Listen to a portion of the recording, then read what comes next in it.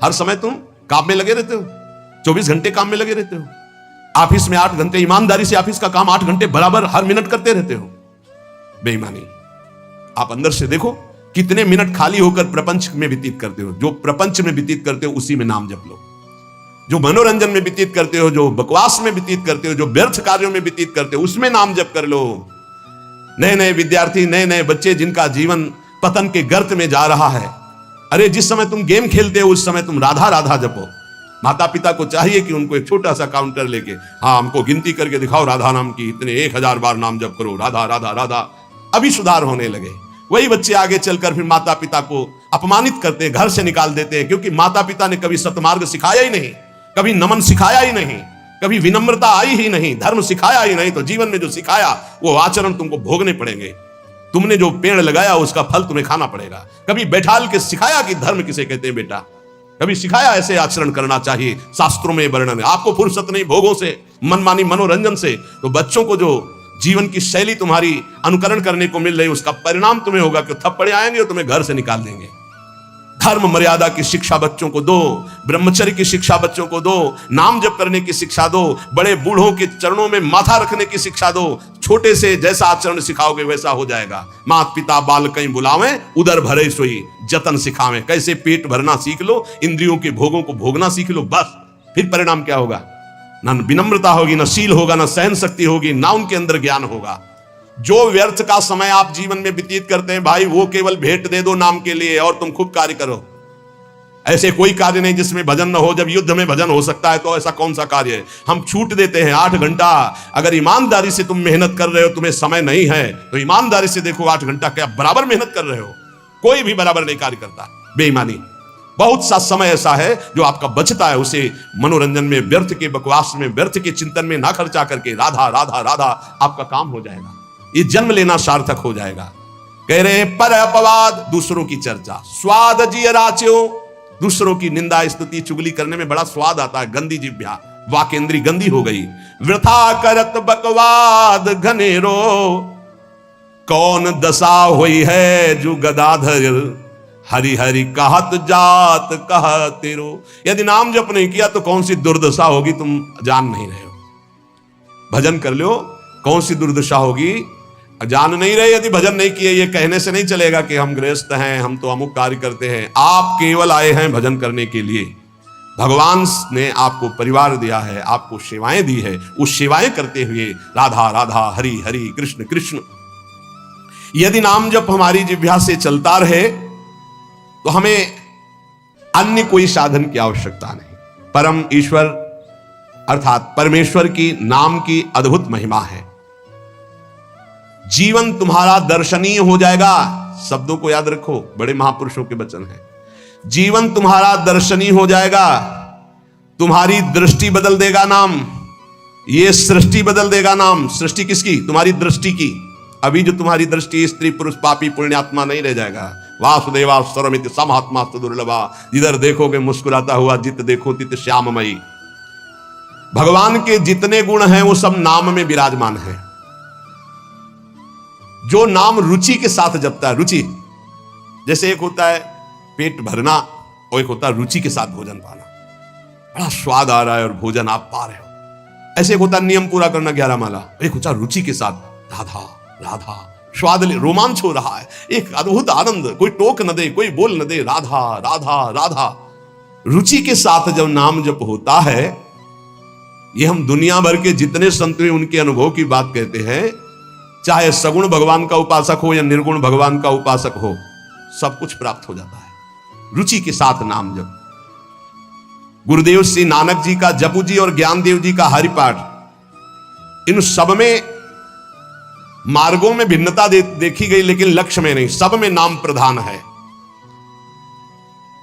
भगवान का मंगलमय नाम बड़ा रस भरा है। ये रसायन है, रस समुद्र है। तुलसीदास जी, चैतन्य महाप्रभु, तुकाराम जी, नरसिंह मेहता जी, नम्मालवार जी, नानक देव जी, बड़े बड़े महापुरुषों ने अपने जीवन की अनुभूति का वर्णन किया कि जो कुछ मिला वो सब नाम से मिला है। वेदों में भी नाम महिमा का वर्णन मिलता है, क्योंकि वेद वांग्मय भगवान का स्वरूप है, वाणी स्वरूप। ऋग्वेद में शब्द ये 101 बार आया कि वेद का रहस्य वही जान सकता है जो नाम जप करता है। सर्वे वेदा यत पद्मा मनंती, सारे वेद ईश्वर के नाम का ही आमनन करते हैं। अगर नाम जप कर रहा है तो वेदों का ज्ञान अपने आप प्रकाशित हो जाएगा, और नाम जप नहीं कर रहा है तो पढ़ भी लो तो समझ में नहीं आएगा। श्री तुकाराम जी कहते हैं, वेद अनंत बोलीला अर्थ इतुकाचि साधिला, बिठोवासी शरण जावे निज निष्ठा नाम गावे। यदि भगवान की शरण में होकर नाम जप कर रहा है तो जो वेदों का अनंत ज्ञान वो हृदय में प्रकाशित हो जाएगा। वेद स्वयं अपने बारे में कह रहे हैं कि जो निष्ठापूर्वक नाम जप करता है, ऋचो अक्षरे परमे व्योमन यस्तत्न वेद किम ऋचा करिष्यति। वेद की सारी ऋचाएं नाम जापक के हृदय में स्फुरित हो जाती। भले वो संस्कृत से ना बोल पावे, लेकिन वो जो बोलेगा वो वेद की ऋचा होगी, क्योंकि नाम में ही सारे वेद विराजमान है। एक नाम में जो सामर्थ्य है वो सब वेदों में छिपी हुई है। जो नाम जप कर रहा है वही वेद मंत्रों के रहस्य को जान लेगा, और जो नाम जप नहीं कर रहा है वो पढ़ भी ले तो नहीं समझ पाएगा। वेद परमेश्वर का स्वरूप है, लेकिन वेद का ज्ञाता वही हो सकता है जो भजन करने वाला है। मर्त्या अमर्त्य ते भूरि नाम मनामहे, विप्रासो जात वेदसः। हे परमेश्वर, यद्यपि ये शरीर तो मरण धर्मा है और आप अमृत स्वरूप हो, पर आपके ज्ञान को हम अल्पज्ञ आपके नाम के मनन से जान जाएंगे। नाम का मनन, हरि हरि हरि हरि हरि, राधा राधा राधा, कृष्ण कृष्ण, ये समझ लीजिए आप। नाम के मनन से हम अल्पज्ञ हैं, मृत धर्मा शरीर है, आप अमृत स्वरूप हो, अचिंत्य हो, पर हम नाम के बल से आपको जान जाएंगे। यहां ध्यान देने का विषय है कि केवल वाणी से ही नाम के जप की बात नहीं कही, कहा मनन करने से मैं आपको जान जाऊंगा।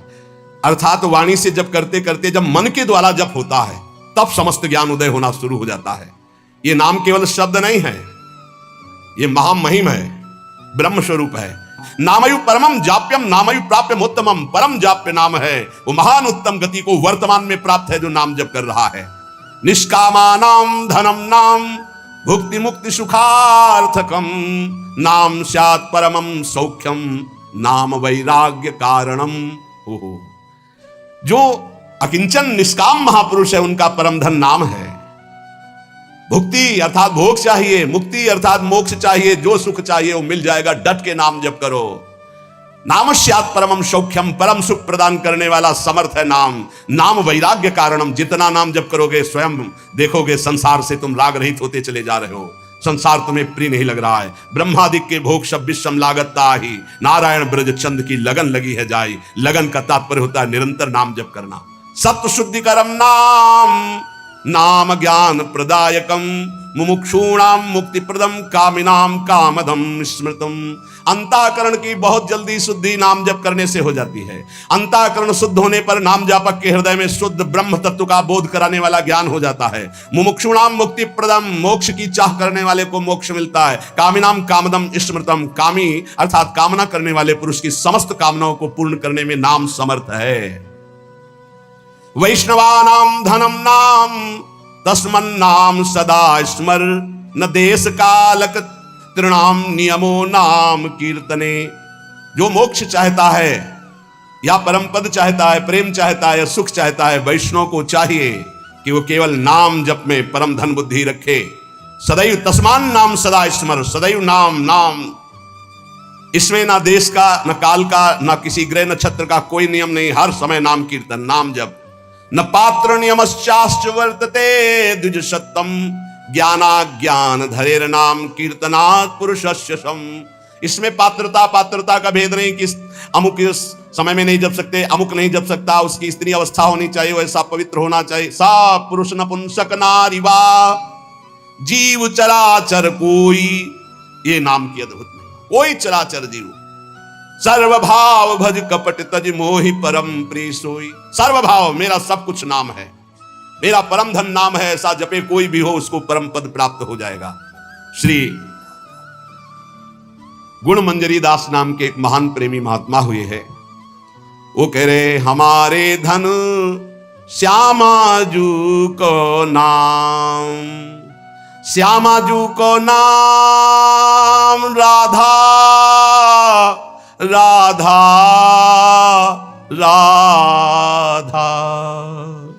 राधा राधा कहत हैं जे नर आठो जाम, ते भव सिंधु उल्लंघ के बसत सदा ब्रज धाम। राधा राधा जे कहें ते न परे भव फंद, जासु कंध कर कमल धरे रहत सदा ब्रज चंद। आज शिव सिद्ध सुरेश मुख जपत है राधा नाम, बाधा जन की हरत है ये राधा राधा नाम। हमारे धन श्यामा जू को नाम, जाको रटत निरंतर मोहन ये नंद नंदन घनश्याम।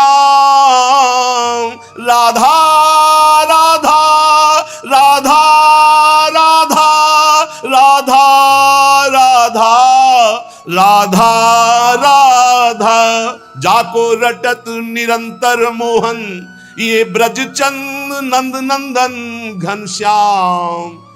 नंद नंदन घनश्याम हमारे धन श्यामाजू को नाम, श्यामाजू को नाम। प्रतिदिन नव नव महामाधुरी, जो राधा राधा रटते हैं उनके हृदय में महाप्रेम रस प्रकट होता है। राधा नाम सुधारसम रसितुम जिह्वास तुम्हें विह्वला, विह्वल होकर राधा राधा तो प्रेम अमृत का प्रादुर्भाव हो जाता है। प्रतिदिन नव नव महामाधुरी बरसत आठों जाम, गुण मंजरी नव कुंज मिलावे श्री वृंदावन निज धाम। ये राधा नाम गुण मंजरी नव कुंज मिलावे ये श्री वृंदावन धाम। हमारे धन श्यामाजू को नाम। बड़ी कृपा होती है जब नाम में प्रीति होती है, नाम से सब कुछ प्राप्त हो जाता है। श्री गदाधर भट्ट जी महाराज कह रहे हैं, बड़े महान पुरुष हुए हैं, कह रहे हैं है हरिते हरि नाम बड़ेरो, ताको मूड करत कत झेरो। क्यों देर कर रहा है?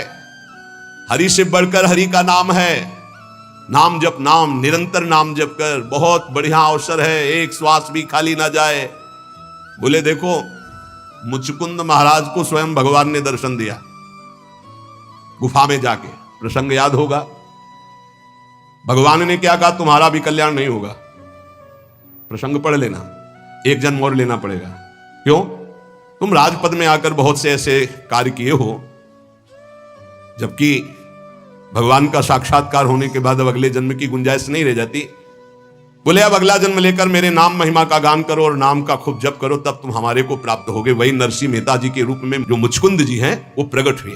गदाधर भट्ट जी कह रहे हैं देखो प्रगट दरस मुचकंद ही दीन हो, ताहू आयसु यो तप केरो। जाओ भजन करते हुए शरीर छोड़ो, अगला जन्म भक्त का धारण करो। नरसिंह मेहता जी के रूप में ही मुचकुंद जी प्रकट हुए और खूब नाम की रस वर्षा कर दी। 50 बार भगवान पधारे, 50 बार। एक बार दर्शन की कौन कहे? नरसिंह मेहता जी के जीवन चरित्र में अद्भुत महिमा नरसिंह मेहता जी के नाम की। बोले और जीवन भर वैश्यागमन किया, पुत्र के बहाने नारायण बुलाया, उसी समय भगवत पार्षद आ गए, यम पास काट दी और कुछ ही समय में परम पद का अधिकारी हो गया, अगला जन्म नहीं लेना पड़ा। मुचकुंद को आप दर्शन देते हैं तो कह रहे अगला जन्म लो, भक्त कार को भजन करके फिर आओ। और पुत्र के बहाने नारायण बुला दिया तो उसी जन्म में परम पद प्राप्त कर लिया, जबकि जीवन भर वैश्यागामी और हिंसक था, कहीं कोई भजन का आचरण ही नहीं था। सुत हित नाम अजामिल लीनो, या भव में न कियो फिर फेरो। है हरिते हरि नाम बड़ेरो, ताको मूढ़ करत कत झेरो। पर अपवाद स्वाद जी राचो, वृथा करत बकवाद घनेरो। हमारे पास समय नहीं, हम गृहस्थ हैं, हमारी ड्यूटी है, ये है विकार मुक्ति। नाम में एक अपार शक्ति है। विकार मुक्ति यानी काम विजयी, क्रोध विजयी, लोभ विजयी, मोह विजयी, मद विजयी, मात्सर्य विजयी। ये 6 रखे गए प्रधान षड विकार, जित, अनग, अकामा। काम विजयी अर्थात ब्रह्मचर्य सिद्धि, एक बहुत बड़ी उपलब्धि है ब्रह्मचर्य। ये इंद्रिय विजयी महात्मा हो जाता है जो ब्रह्मचारी हो जाता है। पर एक बात विशेषतया ध्यान रखनी कि स्वाद इंद्री रसना जिसकी बिगड़ी हुई उसकी जनेंद्री शासन में नहीं रहेगी। रसेंद्री जिसकी शासन में नहीं ना, उसकी जनेंद्री शासन में नहीं रहेगी। बड़ी परेशानी है इस रसेंद्री से उपासक को, यह बात ध्यान रखो। आप थोड़ी देर के लिए इस पे रखते हैं, लेकिन 24 घंटे के लिए वो विष आपके अंदर जाकर के आपको परेशान करता है। 1 मिनट का स्वाद 24 घंटे तुम्हारे बर्बाद कर सकता है, या हो सकता है चूक कर दो तो जीवन बर्बाद कर सकता है। ये रसेंद्री के स्वाद में मछली को केवल चारा दिखाई देती है, लेकिन चारा में जो कांटा है वो नहीं दिखाई देता। रसेंद्री को केवल स्वाद दिखाई देता, लेकिन उसमें जो फसाव है पतन का, उसे निर्विकारता के विशेष साधन पर चलने के लिए रसेंद्री को शासन में करना चाहिए। रसेंद्री की जय के विजय नाम है, ध्यान दीजिए। गोस्वामी जी बड़ी प्रवीणता से कह रहे हैं, जो मोहि राम लागते मीठे। मिश्री अगर पित्त के रोगी को खवाई जाए तो उसे कड़वी लगती है, क्योंकि पित्त बड़ा होता है, और वही मिश्री अनुपान से रोज खाता रहे तो पित्त का समन हो जाएगा, मीठी लगने लगेगी। ऐसे ही नाम हमको बहुत कड़वा और बहुत बोझा लगता है, क्योंकि माया हमें बहुत मीठी लगने लगी। यदि हम नाम नियम से जपे तो नाम मीठा हो। जहां नाम रसेंद्री में प्रभाव किया, हर इंद्री जितेंद्री हो जाएगी, क्योंकि मूल ये रसेंद्री सुधरेगी। अच्छा, आज से हम केवल उबला आलू रोटी खाएंगे, ठीक है, लेकिन मन जो ललचा रहा है उसको क्या करोगे? इसे त्याग थोड़ी कहते हैं। तन छाड़े और मन गही रहे तो दोनों ही दुख हो, इसे सच्चा त्याग नहीं कहते। त्याग किसे कहते हैं? 56 भोग हैं लेकिन इच्छा नहीं। रसबल छूटे जो विषय तब ही तो सुख होए। रसबल राधा राधा राधा राधा, अच्छा नहीं लगता। कई बार पूछा जाता है कि आप क्या पाना चाहेंगे, आप उसे आज कुछ बोल दीजिए, क्या पाना चाहेंगे? तो बहुत खोजने पर यही बात आती है, राधा राधा राधा, सुना दो हमको राधा राधा, बस इससे ज्यादा नहीं, कुछ विशेष नहीं, बिल्कुल निर्विशेष, राधा राधा राधा। ढूंढने पर नहीं लगता कि क्या पाना है, राधा राधा राधा। चूंकि रसेंद्री का ये जो विषय भोगों में रस ग्रहण करना है, इसको रोकना बहुत कठिन है, बहुत कठिन है। इसीलिए हर इंद्री का जितेंद्री और रसेंद्री का न हो तो उसे नहीं माना जाता। धैर्य जितेंद्रियता 2 इंद्रियों पर मानी जाती है। 2 इंद्रियां हो गई तो 8 इंद्रियां अपने आप हो जाएंगी। 5 कर्मेंद्रिय, 5 ज्ञानेंद्रिय में 2 प्रधान मानी गई, एक रसेंद्रिय और एक जनेंद्रिय। ये अगर 2 इंद्रियां काबू में है तो सब इंद्रियां काबू में। अब उसको भी एक में बदल दिया, ये रसेंद्रिय काबू में है तो जनेंद्रिय अपने आप काबू में हो जाएगी। रसेंद्रिय को काबू में करने के लिए आपने आहार विहार छोड़ दिया, खाना पीना, उसे जितेंद्रिय नहीं कहते। जितेंद्रिय कहते हैं कि भोगों के सानिध्य में रहते हुए भी भोग की लालसा ना होना। बोले वो कैसे होगा? बोले वो नाम से होगा। बड़ी जोर की बात, भय मुक्ति और विकार मुक्ति। इसलिए उपासक को नाम जप में रसेंद्री को लगाना चाहिए, और रसेंद्री लगे इसलिए पहला सर्वसाधारण ये हम बातें कर रहे हैं, बाजार के बने हुए पकवान आदि पाने से परहेज करें। खाद्य पदार्थ सीधे जो बाजार से बने हुए हैं उनसे बचने की चेष्टा करें नाम जापक। आप क्या समझते हो? बाहर बैठ करके पा रहे हो, सब गरम गरम आ रहे हैं, आप देखो ना क्या हालत हो रही है। शरीर के लिए और भाव के लिए, दोनों के लिए ये निषेध है। ये जो गरम मसाले कल चर्चा हो, जो बड़े बड़े जो ये भंडारों में, इसमें सब में, ये उपासक के केवल शरीर के लिए नहीं, भाव के लिए भी बहुत हानिकारक है। उपासक का एक भाव बना रहता है कि मैं बहुत अच्छा खाऊं, शरीर बलवान हो जाए। ये बहुत अनुभव की बातें इसमें लिखी हुई है। हमेशा भोजन के समय 2 चीजें ध्यान रहती हैं भोजन करने वाले को, पहला स्वाद और दूसरा शरीर बलवान और स्वस्थ हो। ध्यान देना, 2 बातें याद करके वो भोजन पा रहा है, पहला स्वाद और दूसरा पौष्टिकता, शरीर बलवान हो जाए। जिह्वा की तृप्ति और शरीर की पुष्टता का भाव रखकर भोजन करने से तमोगुण आ जाता है। और उपासक एक बात का केवल चिंतन करता है, मेरा भजन बढ़ेगा कि घटेगा, बस ये ध्यान रखता है भोजन के समय। भगवत प्रसादी है, सतोगुणी है, कहां से बना हुआ है, किसने बनाया, ये पूरी जानकारी, और एक ही उद्देश्य है, केवल भजन बढ़ेगा कि घटेगा इसके पाने। जिसके खाने से भजन घटेगा, उस जीवन में हर एक चीज का अनुभव किया गया है। ये पाने से भजन बढ़ता है, ये पाने से भजन घटता है, ये पाने से भजन रुक जाता है। इसलिए निषेधात्मक वस्तु एक स्वभाव ही नहीं है जीवन में, कभी पाने का स्वभाव ही नहीं है। ज्यों ज्यों नाम जप करोगे त्यों त्यों हृदय में निर्विकारता आएगी, वैसे ही आप स्वस्थ और बलवान होंगे। आज ये माना जाता है कि भोजन जो बल प्रदान करता है उससे बल होता है, जैसे मांस खाना, अंडा खाना, ये खाना, वो खाना। लेकिन हम तुम्हें बताए देते हैं कि बलवान शरीर नहीं होता, बलवान आत्मबल से होता है। अध्यात्म बल से होता है। जो ऐसे गंदे आहार करते हैं उनकी चर्बी बढ़ती है, आत्मबलहीन डरपोक, अंदर से भय रहता है, नाना प्रकार की चिंताएं और शोक रहते हैं।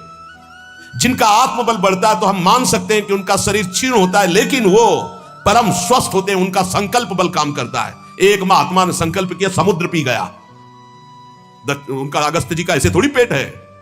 संकल्प बड़वानल अग्नि की तरह पूरे भस्म कर दिया समुद्र के जल को पान कर। संकल्प, अध्यात्म बल। इसलिए निर्विकारता ही स्वस्थता है, निर्विकारता ही महाबल है, जो काम को परास्त करे, क्रोध को परास्त करे। तो नाम जप करने से समस्त विकारों से मुक्ति हो जाती है, चाहे काम, क्रोध, लोभ, मोह, मद, मत्सर, कोई भी विकार हो। नाम जप से भय मुक्ति, नाम जप से विकार मुक्ति, और नाम जप से रोग मुक्ति। नाम जप से हर रोग नष्ट हो जाता है। हमारी बात को हल्के में मत लेना। कह रहे हैं, हम जो कह रहे हैं उसे समझो। जब कोई रोग आता है और आपके विचार में वो रोग हो जाता है, तब आप रोगी माने जाते हैं। जैसे आपके कैंसर हो गया, उस शरीर में कैंसर हुआ, विचार में कैंसर आ गया, मैं कैंसर रोग से पीड़ित, अब मरा। आपके शरीर में कैंसर हो गया और विचार आपका स्वस्थ है, तो आपका कुछ नहीं बिगड़ा। शरीर स्वस्थ है, विचार रोग से ग्रसित है, इसलिए दुर्दशा है। जरा समझो महात्माओं की भाषा को। विचार आपका कभी रोगी नहीं होने पाएगा यदि नाम जप कर रहे हो, ये खास बात। जैसे जैसे आपका नाम जप होगा, आपका विचार स्वस्थ होता जाएगा। विचार स्वस्थ है, शरीर अस्वस्थ है, कुछ नहीं बिगड़ा। शरीर स्वस्थ है, विचार रोगी हो गया, सर्वनाश हो गया, सर्वनाश। आप अपने विचारों को स्वस्थ रखने की कोशिश करें, क्योंकि शरीर तो प्रारब्ध के अनुसार भोगेगा ही। 10 वर्ष नाम जप करके हमने ये अनुभव किया है, वो महापुरुष करें, 10 वर्ष नाम जप करके अनुभव किया कि विचार स्वस्थ है तो शरीर में हजारों रोग हो जाए। और ये मैं मृत्यु जनित कष्ट से जूझते हुए बोल रहा हूं कि मेरी किडनी और लीवर दोनों खराब है, पर मैं नाम के विचार स्वस्थता के कारण हर समय प्रसन्न रहता हूं। नाम शब्द नम धातु से बना हुआ है व्याकरण के अनुसार। जिसमें नाम जब का मनन होने लगता है, उसमें पहली पहचान आती है नम धातु। वो नम्रता सीख ले। जितना नाम जप करेगा उतना ही नम्र होता जाएगा। ये नाम का प्रभाव है। भजनानंदी कभी ऐसे नहीं होता, आकर ऐसे ही होता है, ऐसे। जितने भी भजन करने वाले महापुरुष हुए हमारे ब्रज में, नम्र। बोले नाम नम धातु से बना है, जिससे नम्रता, नमस्कार, दो बातें बनती हैं। सबको नमस्कार और सबसे नम्र रहना, यह नाम जापक का पहला लक्षण है। भक्त को असत्य से हटाकर, शरीर के असत्य भाव से हटाकर भगवान के सत्य स्वरूप में स्थित कर देना, यह नाम का प्रभाव है। अविद्या अंधकार से हटाकर परम ज्ञान के प्रकाश में स्थित कर देना, यह नाम का प्रभाव है। मृत्युलोक के मरण धर्मा शरीर और भोगों से हटा करके अमृत स्वरूप परम धाम में स्थित कर देना, यह नाम का प्रभाव है। जिस नाम जापक में नम्रता और नमस्कार ये दो बातें ना हो तो समझ लेना वो नाटक कर रहा है, नाम जप नहीं कर रहा। माला घुमाना ही केवल नाम जप नहीं, नाम जप होना चाहिए।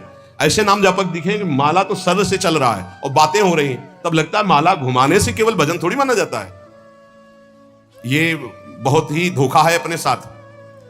एक मन का पकड़ करके जब बोला राधा वल्लभ श्री हरिवंश, फिर मन का गया, राधा वल्लभ श्री हरिवंश, फिर मन का गया। वही नाम देख रहे, वही सुन रहे, फिर ऐसे ऐसे तो कभी चल ही नहीं सकता। अगर हम राधा राधा भी जपे तो ऐसे ऐसे नहीं चल सकता। राधा राधा राधा, स्वाद ऐसे ऐसे तो मतलब क्या है? अंगुली घुमाने को भजन कहते हैं क्या? यहां कह रहे जिसमें नम्रता और नमस्कार, ये दो बातें। नमस्कार, सबको भगवत स्वरूप मान के प्रणाम करना। नम्रता जब बात करे तो बहुत दैन्य है। ये भक्त का लक्षण जो नाम जापक है। सारे नाम जापक आज तक जितने देखे गए सब विनम्र और नमस्कार परायण देखे गए। चित्त का जो शोधन नाम से होता है वो किसी और साधन से नहीं होता। ये पकड़ो, चित्त का शोधन जो नाम से होता है और किसी साधन से नहीं होता। ये हम वैज्ञानिक दृष्टि से आध्यात्मिक शक्ति का परीक्षण करके बोल रहे हैं। ये हम केवल अंधी श्रद्धा से नहीं बोल रहे हैं। देखा है बदलते हुए, नम्रता में आते हुए और नमस्कार पद्धति में आते हुए देखा अभिमानियों को जो नाम जब शुरू कर दिए हैं। वेद कहता है कि ईश्वर को नम्र ही प्राप्त कर सकता है, अर्थात नम जो नमस्कार करता है, विनम्र है, वही ईश्वर को प्राप्त कर सकता है। नम इत उग्रम नम आविभासे नमो दाधार पृथ्वी उद्याम। वेद ऐसा कहता है नम इत उग्रम नम आविवासे नमो दाधार पृथ्वीम उददा। जो नम्र है, नमस्कार परायण है, वही अध्यात्म की ऊंचाई पे चढ़ता है। नम्रता ही उपासना का परीक्षण है। जो नम्र है वो पृथ्वी से लेकर स्वर्ग लोक तक सबको धारण करने की सामर्थ्य रखता है। आखिरी वाक्य से स्पष्ट होता है कि नम्रता से परमेश्वर की प्राप्ति हो जाती है। यही दरबार दीन को आदर रीति सदा चली आई, नम्र। वेदों ने कहा आज भी तुम भजन नहीं करते तो भी मेरे परमात्मा तुमसे सख्य भाव रखते हैं। सख्य भाव ने दोस्त। क्या तुमने यदि चाहा कि परमात्मा, भाव नहीं तुम्हारे अंदर, चाह की कि मुझे पत्नी मिल जाए, वही परमात्मा पत्नी रूप में आ गया। गाय मिल जाए, वही गाय बन गया। घोड़ा मिल जाए, घोड़ा बन गया। अमुक मिल जाए, अमुक बन गया। वेद कहता है गौरसी गव्यते अश्वो अश्वायते भव। तुमने जो जो मांगा परमात्मा वही रूप बनकर तुम्हारे सामने आ गया। यदि मांगे बंद कर दो और सोच लो कि परमात्मा रूप से आओ तो परमात्मा रूप से आ जाएंगे। ऐसे नम्र और सहज करुणा वरुणालय प्रभु को तुम मांग मांग करके इन विषय रूपों में, माया रूपों में देखा। बंद करो ये मांग, इस रूप को नहीं चाहिए। हे गोविंद, मुझे ये रूप चाहिए जिसको एक बार देखने के बाद कुछ देखने की चाह न रह जाए, एक बार पाने के बाद कुछ फिर तभी तो कहा जा ही ना चाही कबहू कछु। क्यों चाहते रहोगे, हरि उस रूप में आते रहेंगे। सारांश उपदेश का, नाम स्मरण जप के साथ जरूरी है। जो जप कर रहे हो उसका स्मरण और नम्रता और नमस्कार ये नाम जापक में होना ही चाहिए। कोई भी सामने आए, स्त्री पुरुष पशु पक्षी मेरे भगवान है, ऐसी भावना करें और नम्र भाव रखें, विनम्र, हंस बोले बहुमान दे, तभी नाम जप सार्थक माना जाएगा। भय मुक्ति, विकार मुक्ति, रोग मुक्ति तीनों नाम में विराजमान है। अगर आप हर समय डरते रहते हैं, एक अलौकिक कल्पनात्मक भय आपको सताता है, सबको सताएगा, जो पाप आचरण होंगे सबको डरना पड़ेगा, ये आंतरिक होता है। आपके दिल में डर है, बहुत से डर है, एक दो डर है। पद छिन जाने का डर है, अपमान होने का डर है, रुपया पैसा का डर है, मृत्यु का डर है, दुश्मन का डर है, क्या क्या, अपनी पोल खुल जाने का डर है, बहुत से डर है। आप अपने दिल से डर रहे, हृदय से डर रहे, तो मैं आपको बहुत बड़ी शक्ति की बात कहता हूं, आपको निडर कर देगा। बस आप मेरी मदद करें, मेरी बात मान लें। मदद क्या कर ली? मेरी बात मान लें। आप मेरी मदद करें, मैं आपको निडर कर दूंगा। क्या? आप मेरी बात मान लें। मैं कोई जादुई चीज नहीं दे रहा हूं कि वो आपके डर को भगा देगी। मैं आपको एक अमोघ महान शक्ति प्रदान करता हूं, नाम। शायद आप कहेंगे कि ऐसे नाम तुम बहुत बार सुन चुके हैं, राम कृष्ण हरि ये सब सुन चुके हैं। नहीं नहीं, आप उसकी महिमा को नहीं जानते। इसीलिए आप मेरी मदद कीजिए। क्या मदद? आप मुझे अपना श्रद्धा और विश्वास दीजिए और मेरी बात मान लीजिए। यदि आपने नाम जपना शुरू किया तो आपके दिल से डर नाम की चीज खत्म हो जाएगी। 5 वर्ष का बालक प्रहलाद, 5 वर्ष का बालक ध्रुव इसी मधुपुरी में आकर के निडर त्रिभुवनपति हिरण्यकश्यप दैत्यराज कहकर संबोधन करता, कोई डर नहीं। 5 वर्ष का बालक, नाम जपना शुरू कर दो, अगर निडर ना हो जाओ तो कहना। नाम जप में सारे डर भाग जाते हैं। बहुत से डर हर समय आदमी को सताते रहते हैं, चिंता, भय, शोक, मृत्यु। कुछ गलतियां हो गई जो दंड के रूप में कल्पनात्मक भय दिखाती रहती है। अगर आप नाम जपना शुरू कर दें तो दुनिया का कोई भी डर नहीं जो आपको भयभीत कर सके। समुझ जाए शरण ते डरत ना काल डर। क्या बात, धन्य है। मैं अपनी श्रद्धा और विश्वास के साथ कहता हूं कि यदि नाम जप करते हो तो किसी की ताकत नहीं है कि आपके परिवार की तरफ भी आंख उठा के देख सके, गलत दृष्टि से आपकी तरफ तो जाने दो। आपकी वस्तु पे हाथ डाल सके, ऐसी किसी की ताकत नहीं। खतरे का सामना करने की ताकत, बड़े बड़े दुखों को भोगने की ताकत, बड़े बड़े भय से टकराने की ताकत नाम जापक में आ जाती है। नाम जापक में जो मनुष्य इस बात पर विश्वास करके नाम जपना प्रारंभ कर देगा तो उसके दिल से, हृदय से भय नाम की चीज नष्ट हो जाएगी, भय मुक्त हो जाएगा, निर्भय, निश्चिंत, निशोक। ये भगवान नाम का फल है। 1916 में पहली बार मैंने अनुभव किया, जिन महापुरुष ने लिखा है कि नाम विचार शुद्ध कर देता है तो शरीर रोग ग्रसित होने पर कोई फर्क नहीं पड़ता, और यदि विचार शुद्ध नहीं, विचार रोग ग्रसित हो गए तो मरना है, फिर बड़ी दुर्गति होती है। इसलिए मैं आप सबसे प्रार्थना करता हूं कि मेरे परमेश्वर का नाम निर्विकार है। निर्विकारता, आरोग्यता, ये दोनों आपके हृदय में आ जाएंगी। आप नाम जप कीजिए। बहुत श्रद्धा और विश्वास का अनुभव करके कह रहा हूं, मैंने देखा है नाम का प्रभाव, इसलिए मैं इस नतीजे पे पहुंचा हूं कि तुम्हारा विचार स्वस्थ हो जाए तो तुम सदैव सुखी रहोगे।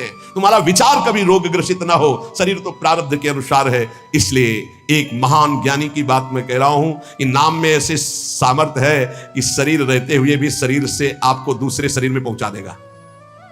ये बड़ी खास बात है। एक शरीर में किडनी खराब होगी तो ऐसे शरीर की रचना कर देगा जिसमें किडनी ही नहीं है, बड़ा स्वस्थ निरंतर। अब उसमें आराम से बैठे हुए किडनी खराब शरीर को देखते रहो। अरे लोगों को लगता है यार किडनी खराब है, सही में खराब है, डायलिसिस होता है। अरे ऐसा कैसे हो सकता है? ऐसा इसलिए हो सकता है कि बाहरी मकान खराब होने के पहले अंदर एक नया मकान बन गया, उसमें बहुत सुखपूर्वक रह रहे, बाहर वाले में नोना लग गया, दीवार झड़ गई, गिरने वाला है तो कोई फर्क नहीं, क्योंकि अंदर बहुत बढ़िया गुफा बन चुकी है। वो है भावदेह। यहां जो कह रहे कि एक ज्ञानी महात्मा की बात कह रहा हूं, उन्होंने बताया कि नाम में एक अपार शक्ति है, वो शरीर के रहते हुए शरीर में दूसरे शरीर की रचना कर देता है और वो अमोघ शक्ति संपन्न शरीर होता है। कोई भी माया जनित अस्त्र शस्त्र रोग उसे छू नहीं सकता है। इसलिए नाम नाम नाम ऊर्ध्वगामी बनाता है, संसार का चिंतन अधोगामी बनाता है। इसलिए नाम नाम से रोग मुक्ति, नाम से समस्त रोगों का उपचार संभव है। नाम नए शरीर की रचना कर देता है, असंभव को भी संभव, संभव को भी असंभव, कर तुम अगर तुम अन्यथा कर तुम, भगवान से भी बढ़कर सामर्थ्य नाम में है। इसलिए नाम महिमा सुनने के बाद भी नाम जब ना हो तो समझो दुर्भाग्य है, अभी और कुछ लिखा है, भोगना पड़ेगा। ए भाई, ये कलिकाल मलायतन मन कर देख विचार। साधना की बातें बहुत होती है, साधना क्या है समझना कठिन है। सब वेद का ज्ञान, सब दिव्यताएं, सब चक्र भेदन, सब कुछ हो जाएगा, बस नाम राधा राधा राधा राधा। हर समय नाम जप करो, भगवान के आश्रित रहो, जीवन की श्वासें एक भी व्यर्थ न जाने पाए। यही सत्संग का सार है और यही आपको निर्भय निश्चिंत निःशोक कर देगा। जिन पर महात्मा की कृपा होती, ये 8 बातें उसके हृदय में अपने आप जागृत हो जाती हैं। देख लो,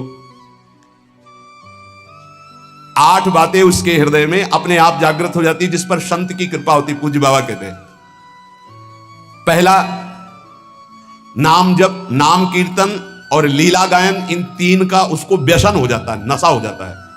ये 8 बातें महात्मा के कृपा पात्र में जागृत हो जाती है। नाम जप, नाम कीर्तन और प्रभु की लीला गायन का नशा हो जाना। कीर्तन हो रहा है तो सकेल के बैठ गए, थोड़ा 5 मिनट हमको भी गाने, राधा राधा, भगवत चर्चा हो रही, अरे यहां कथा हो रही और बैठ गए 10 मिनट। नशा है ये, हमारे आपको नहीं, सनकादि के लिए भी कहा गया, आशा व्यसन व्यसन याति नहीं, रघुपति चरित होए ता सुनहि। हनुमान जी को बड़ा नशा है। यत्र यत्र रघुनाथ कीर्तनम तत्र तत्र कृतमस्त कांजलम वाष्पवारी परिपूर्ण लोचनम। आश्रु बहाते हुए नाम कीर्तन सुनना, नाम कथा, लीला कथा, ये श्रवण करना। पहला साधु कृपा पात्र में नाम जप, नाम कीर्तन और लीला गायन का नशा हो जाएगा। दूसरा, उसको साधु के दर्शन से ऐसा सुख होगा जैसे अपने प्रिय रिश्ते नातेदारों को अच्छा आओ आओ आओ आओ, हृदय एकदम मालादित हो गया। साधु महात्मा से जब बिछुड़ने का समय आता है तो ऐसा लगता है हमारे प्राण छूट रहे हैं। ऐसा बिछुरत एक प्राण हरि ले, ये साधु कृपा पात्र में होगा। संत को आओ आओ, आज तो हमारे अहो भाग्य, जो प्रभु मोहि अनुग्रह की ना तो तुम आए दरस हट देना। पहला नाम जप, कीर्तन और लीला गुणा गान का व्यसन। दूसरा साधु दर्शन, साधु सेवन, ऐसा जैसे प्रिय रिश्तेदार, प्रिय नातेदार, ऐसा होना चाहिए। कई चरित्रों में पढ़ा है कि भगत की पत्नी जब संतों का मंडल आया तो उनके लिए बहुत ही ऐसे खिचड़ी आदि रूखा सूखा, और जब उनके भाई आए तो खीर पुआ पूरी सब व्यवस्था। जो लाल स्वामी जी के भी चरित्र में पढ़ा है, वो अंदर घर में गए, कहा कि बहुत खुशबूदार ये सब भोग पदार्थ बने और संत मंडली में तो खिचड़ी परोसी जा रही। तो उनका वो संत है, ये हमारे भाई हैं आए, मतलब उनके साले। अच्छा तुम्हारे भाई, और ये हमारे रिश्तेदार हैं, हमारे प्रभु के जन पार्षद हैं। सब खीर पुआ उनको परोसा, खिचड़ी उठा के लाए, उनके भाई को पकाया। ये तुम्हारे रिश्तेदार के लिए, ये हमारे रिश्तेदार के लिए।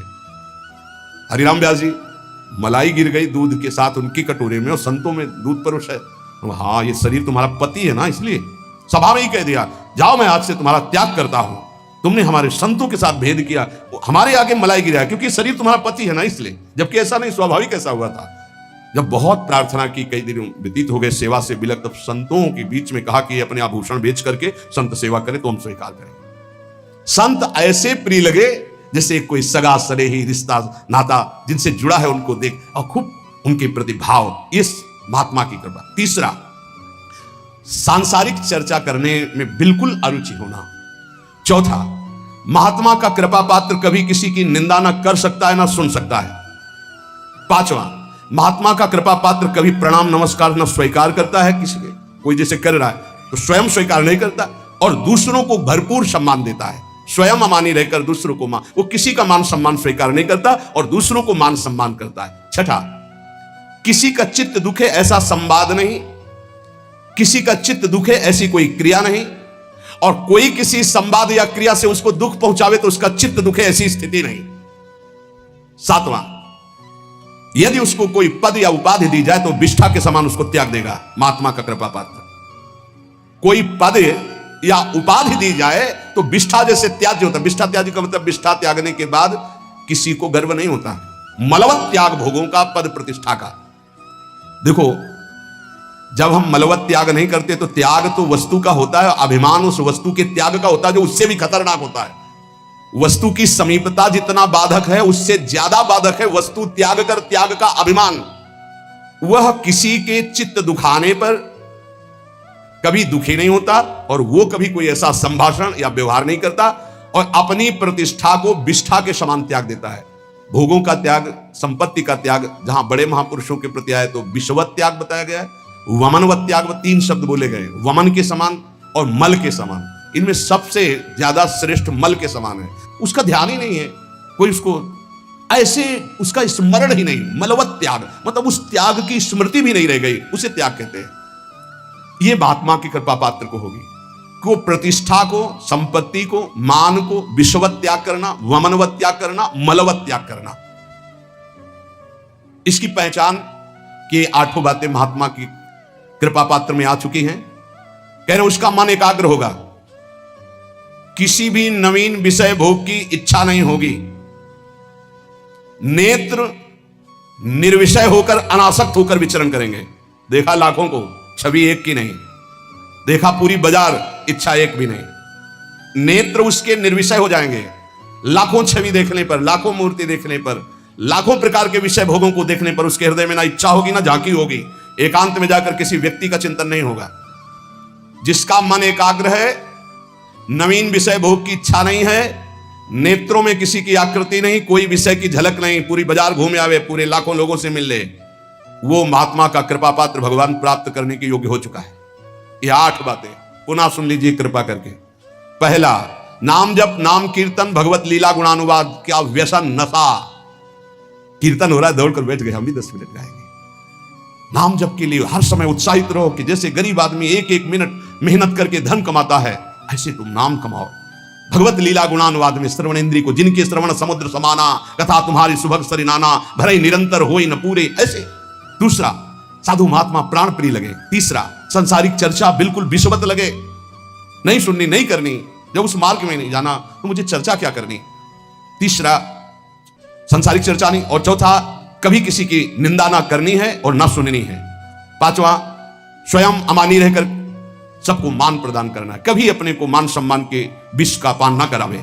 छठवां, किसी का चित्त दुखाए ना, दूसरे के चित्त दुखाने वाली कोई क्रिया ना करे और दूसरे के द्वारा चित्त दुखाने वाली बात और क्रिया होने पर अपने चित्त को दुखित ना होने दे।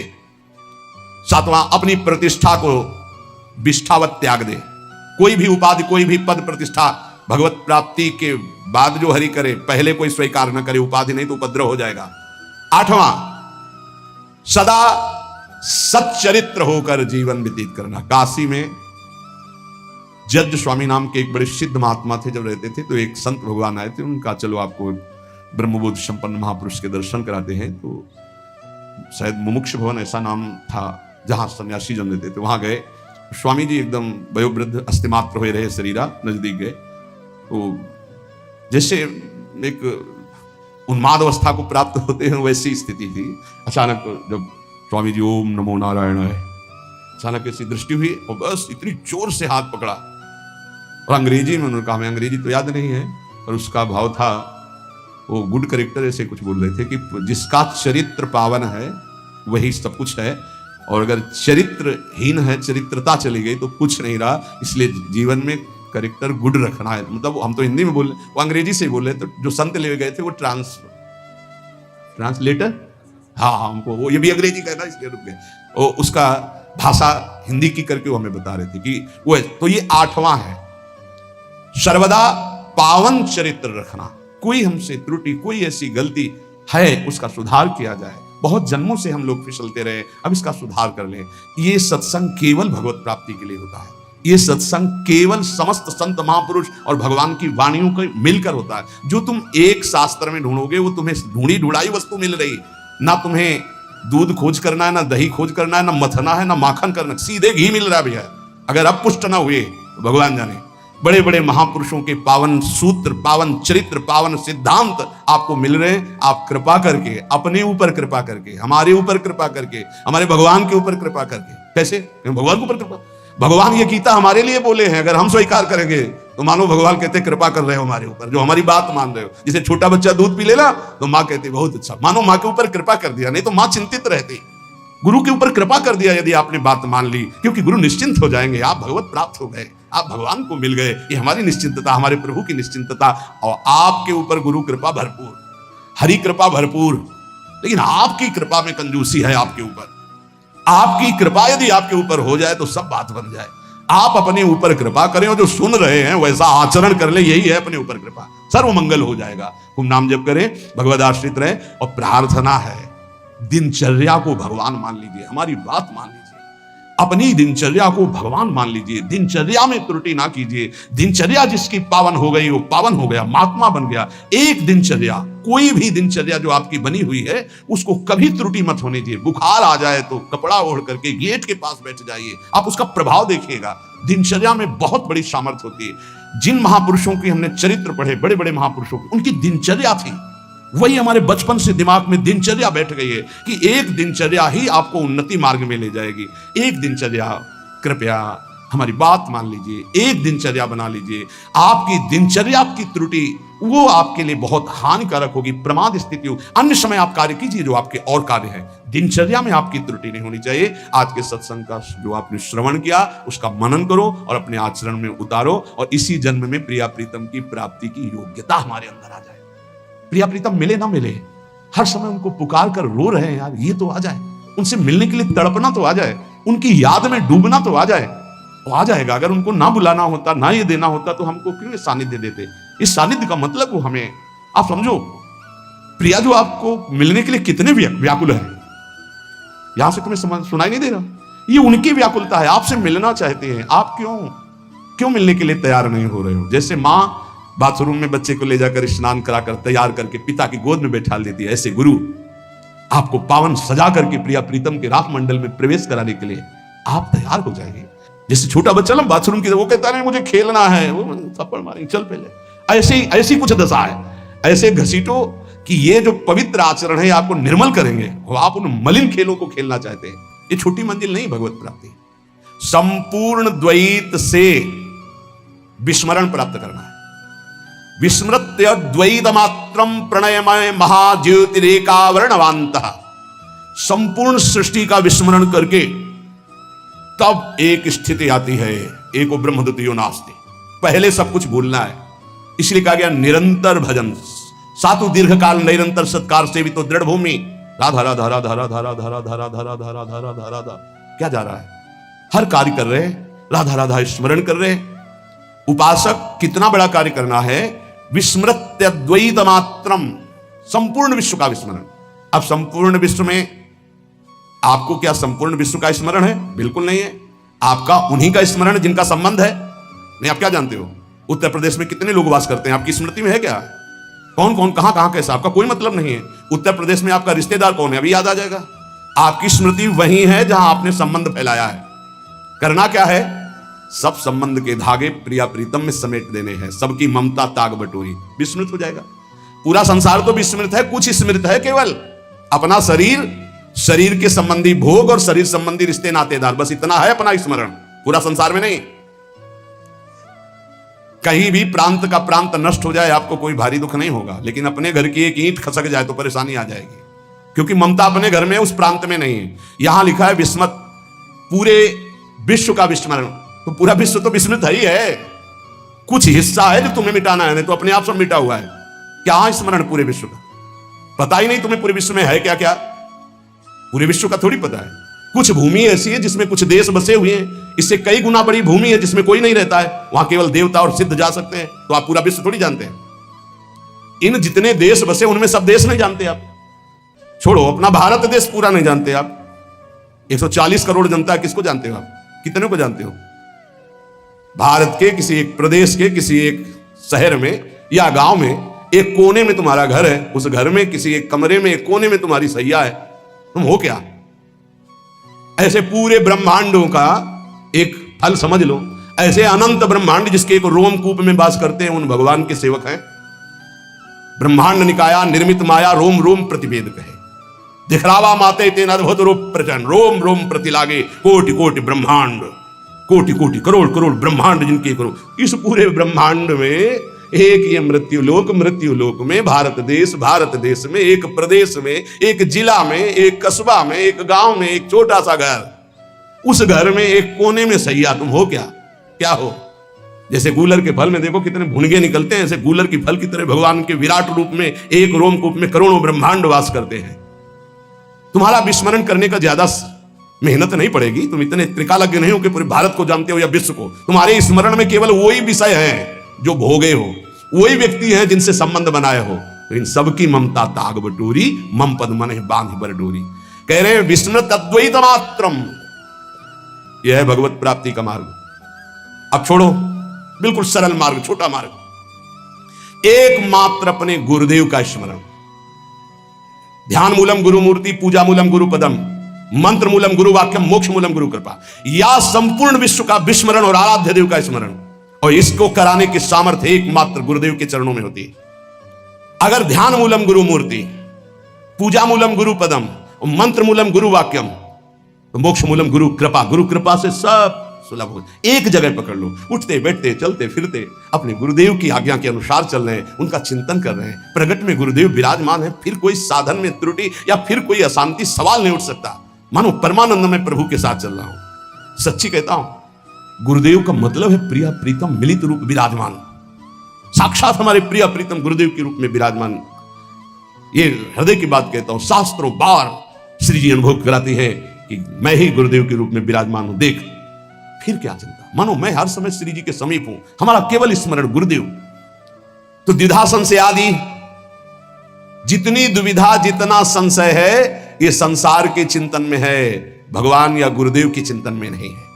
अगर भगवान का चिंतन हो रहा है तो गुरुदेव का चिंतन हो रहा है, गुरुदेव का चिंतन हो रहा है तो भगवान का चिंतन हो रहा है। गुरु गोविंद दो नहीं है, गुरु गोविंद न भेद कराए। महाज्योतिष स्वरूप प्रेम समुद्र में उज्जवल महाप्रेम रस प्रदान करने वाला जो वृंदावन है, इस वृंदावन में प्रियादासी के रूप में अपने को वही देख पाता है जो संपूर्ण संसार का विस्मरण कर देता है। महाप्रभु के विस्मरण करने का उपाय बता रहे हैं।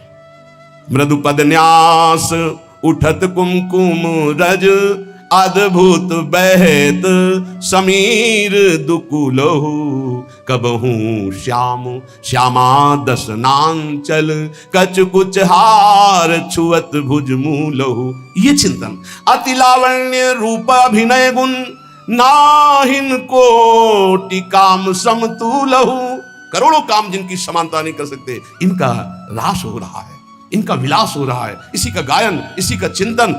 थे थे वचन मिथुन मुख निसरत, सुनि सुनि देह दशा के रूप लो। प्यारी जो थे ऐसे वो शोभा जो झलक रही है, कैसा सुंदर स्वरूप है। अभिनय निपुण स्वामिनी जो समस्त कलाओं में प्रेम, उपासक के नेत्रों के सामने झलक रही शोभा। लटकी लट लोचन ढकुटी अनंग नचायो, ताता थे धरत नूतन गति, पति ब्रजराज रिझायो।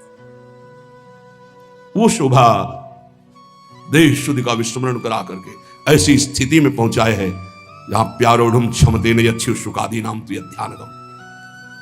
वो उपासक भाव देह को प्राप्त कर लेता है जो द्वैत प्रपंच का विस्मरण करके अपने आराध्य देव की लीला चिंतन में लग गया। कैसा सुंदर रूप है हमारे युगल सरकार का। अति लावण्य रूप अभिनय गुण नाहिन कोटि काम समतुलो, भ्रकुटि विलास हास रस बरसत, जैसे हरिवंश प्रेम रस है।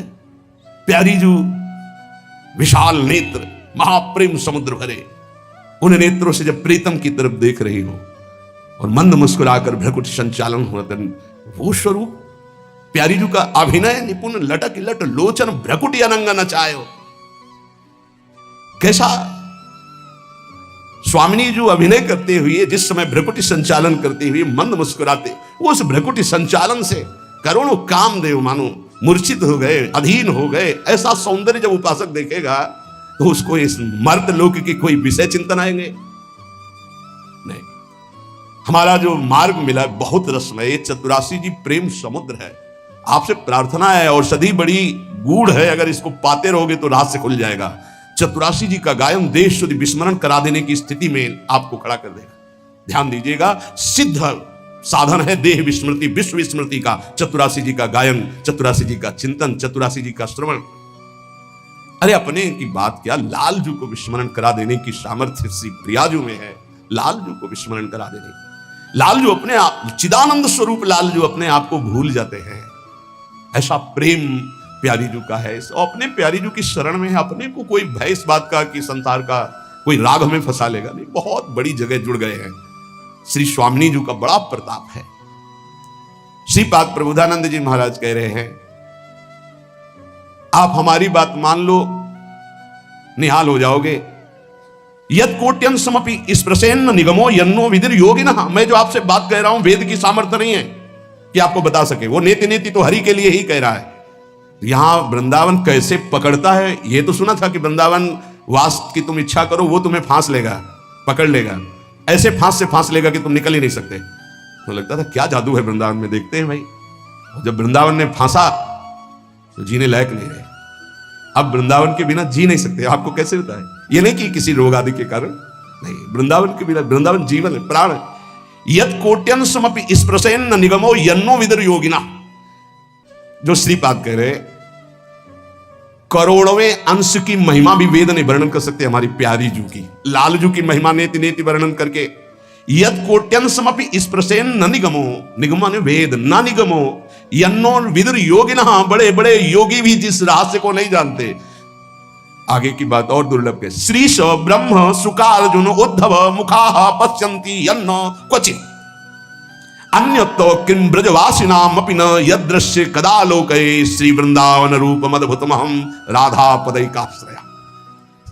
समझ आ जाए तो भाई श्री जी की बड़ी कृपा, नहीं तो कह रहे वेद नहीं समझते तो हम लोग क्या समझ लेंगे। समझो, जिन श्यामाजू की महिमा के करोड़वें अंश को वेद नहीं वर्णन कर सकते, जिन श्यामाजू की महिमा को बड़े बड़े योगी जन भी ध्यान में नहीं पाते।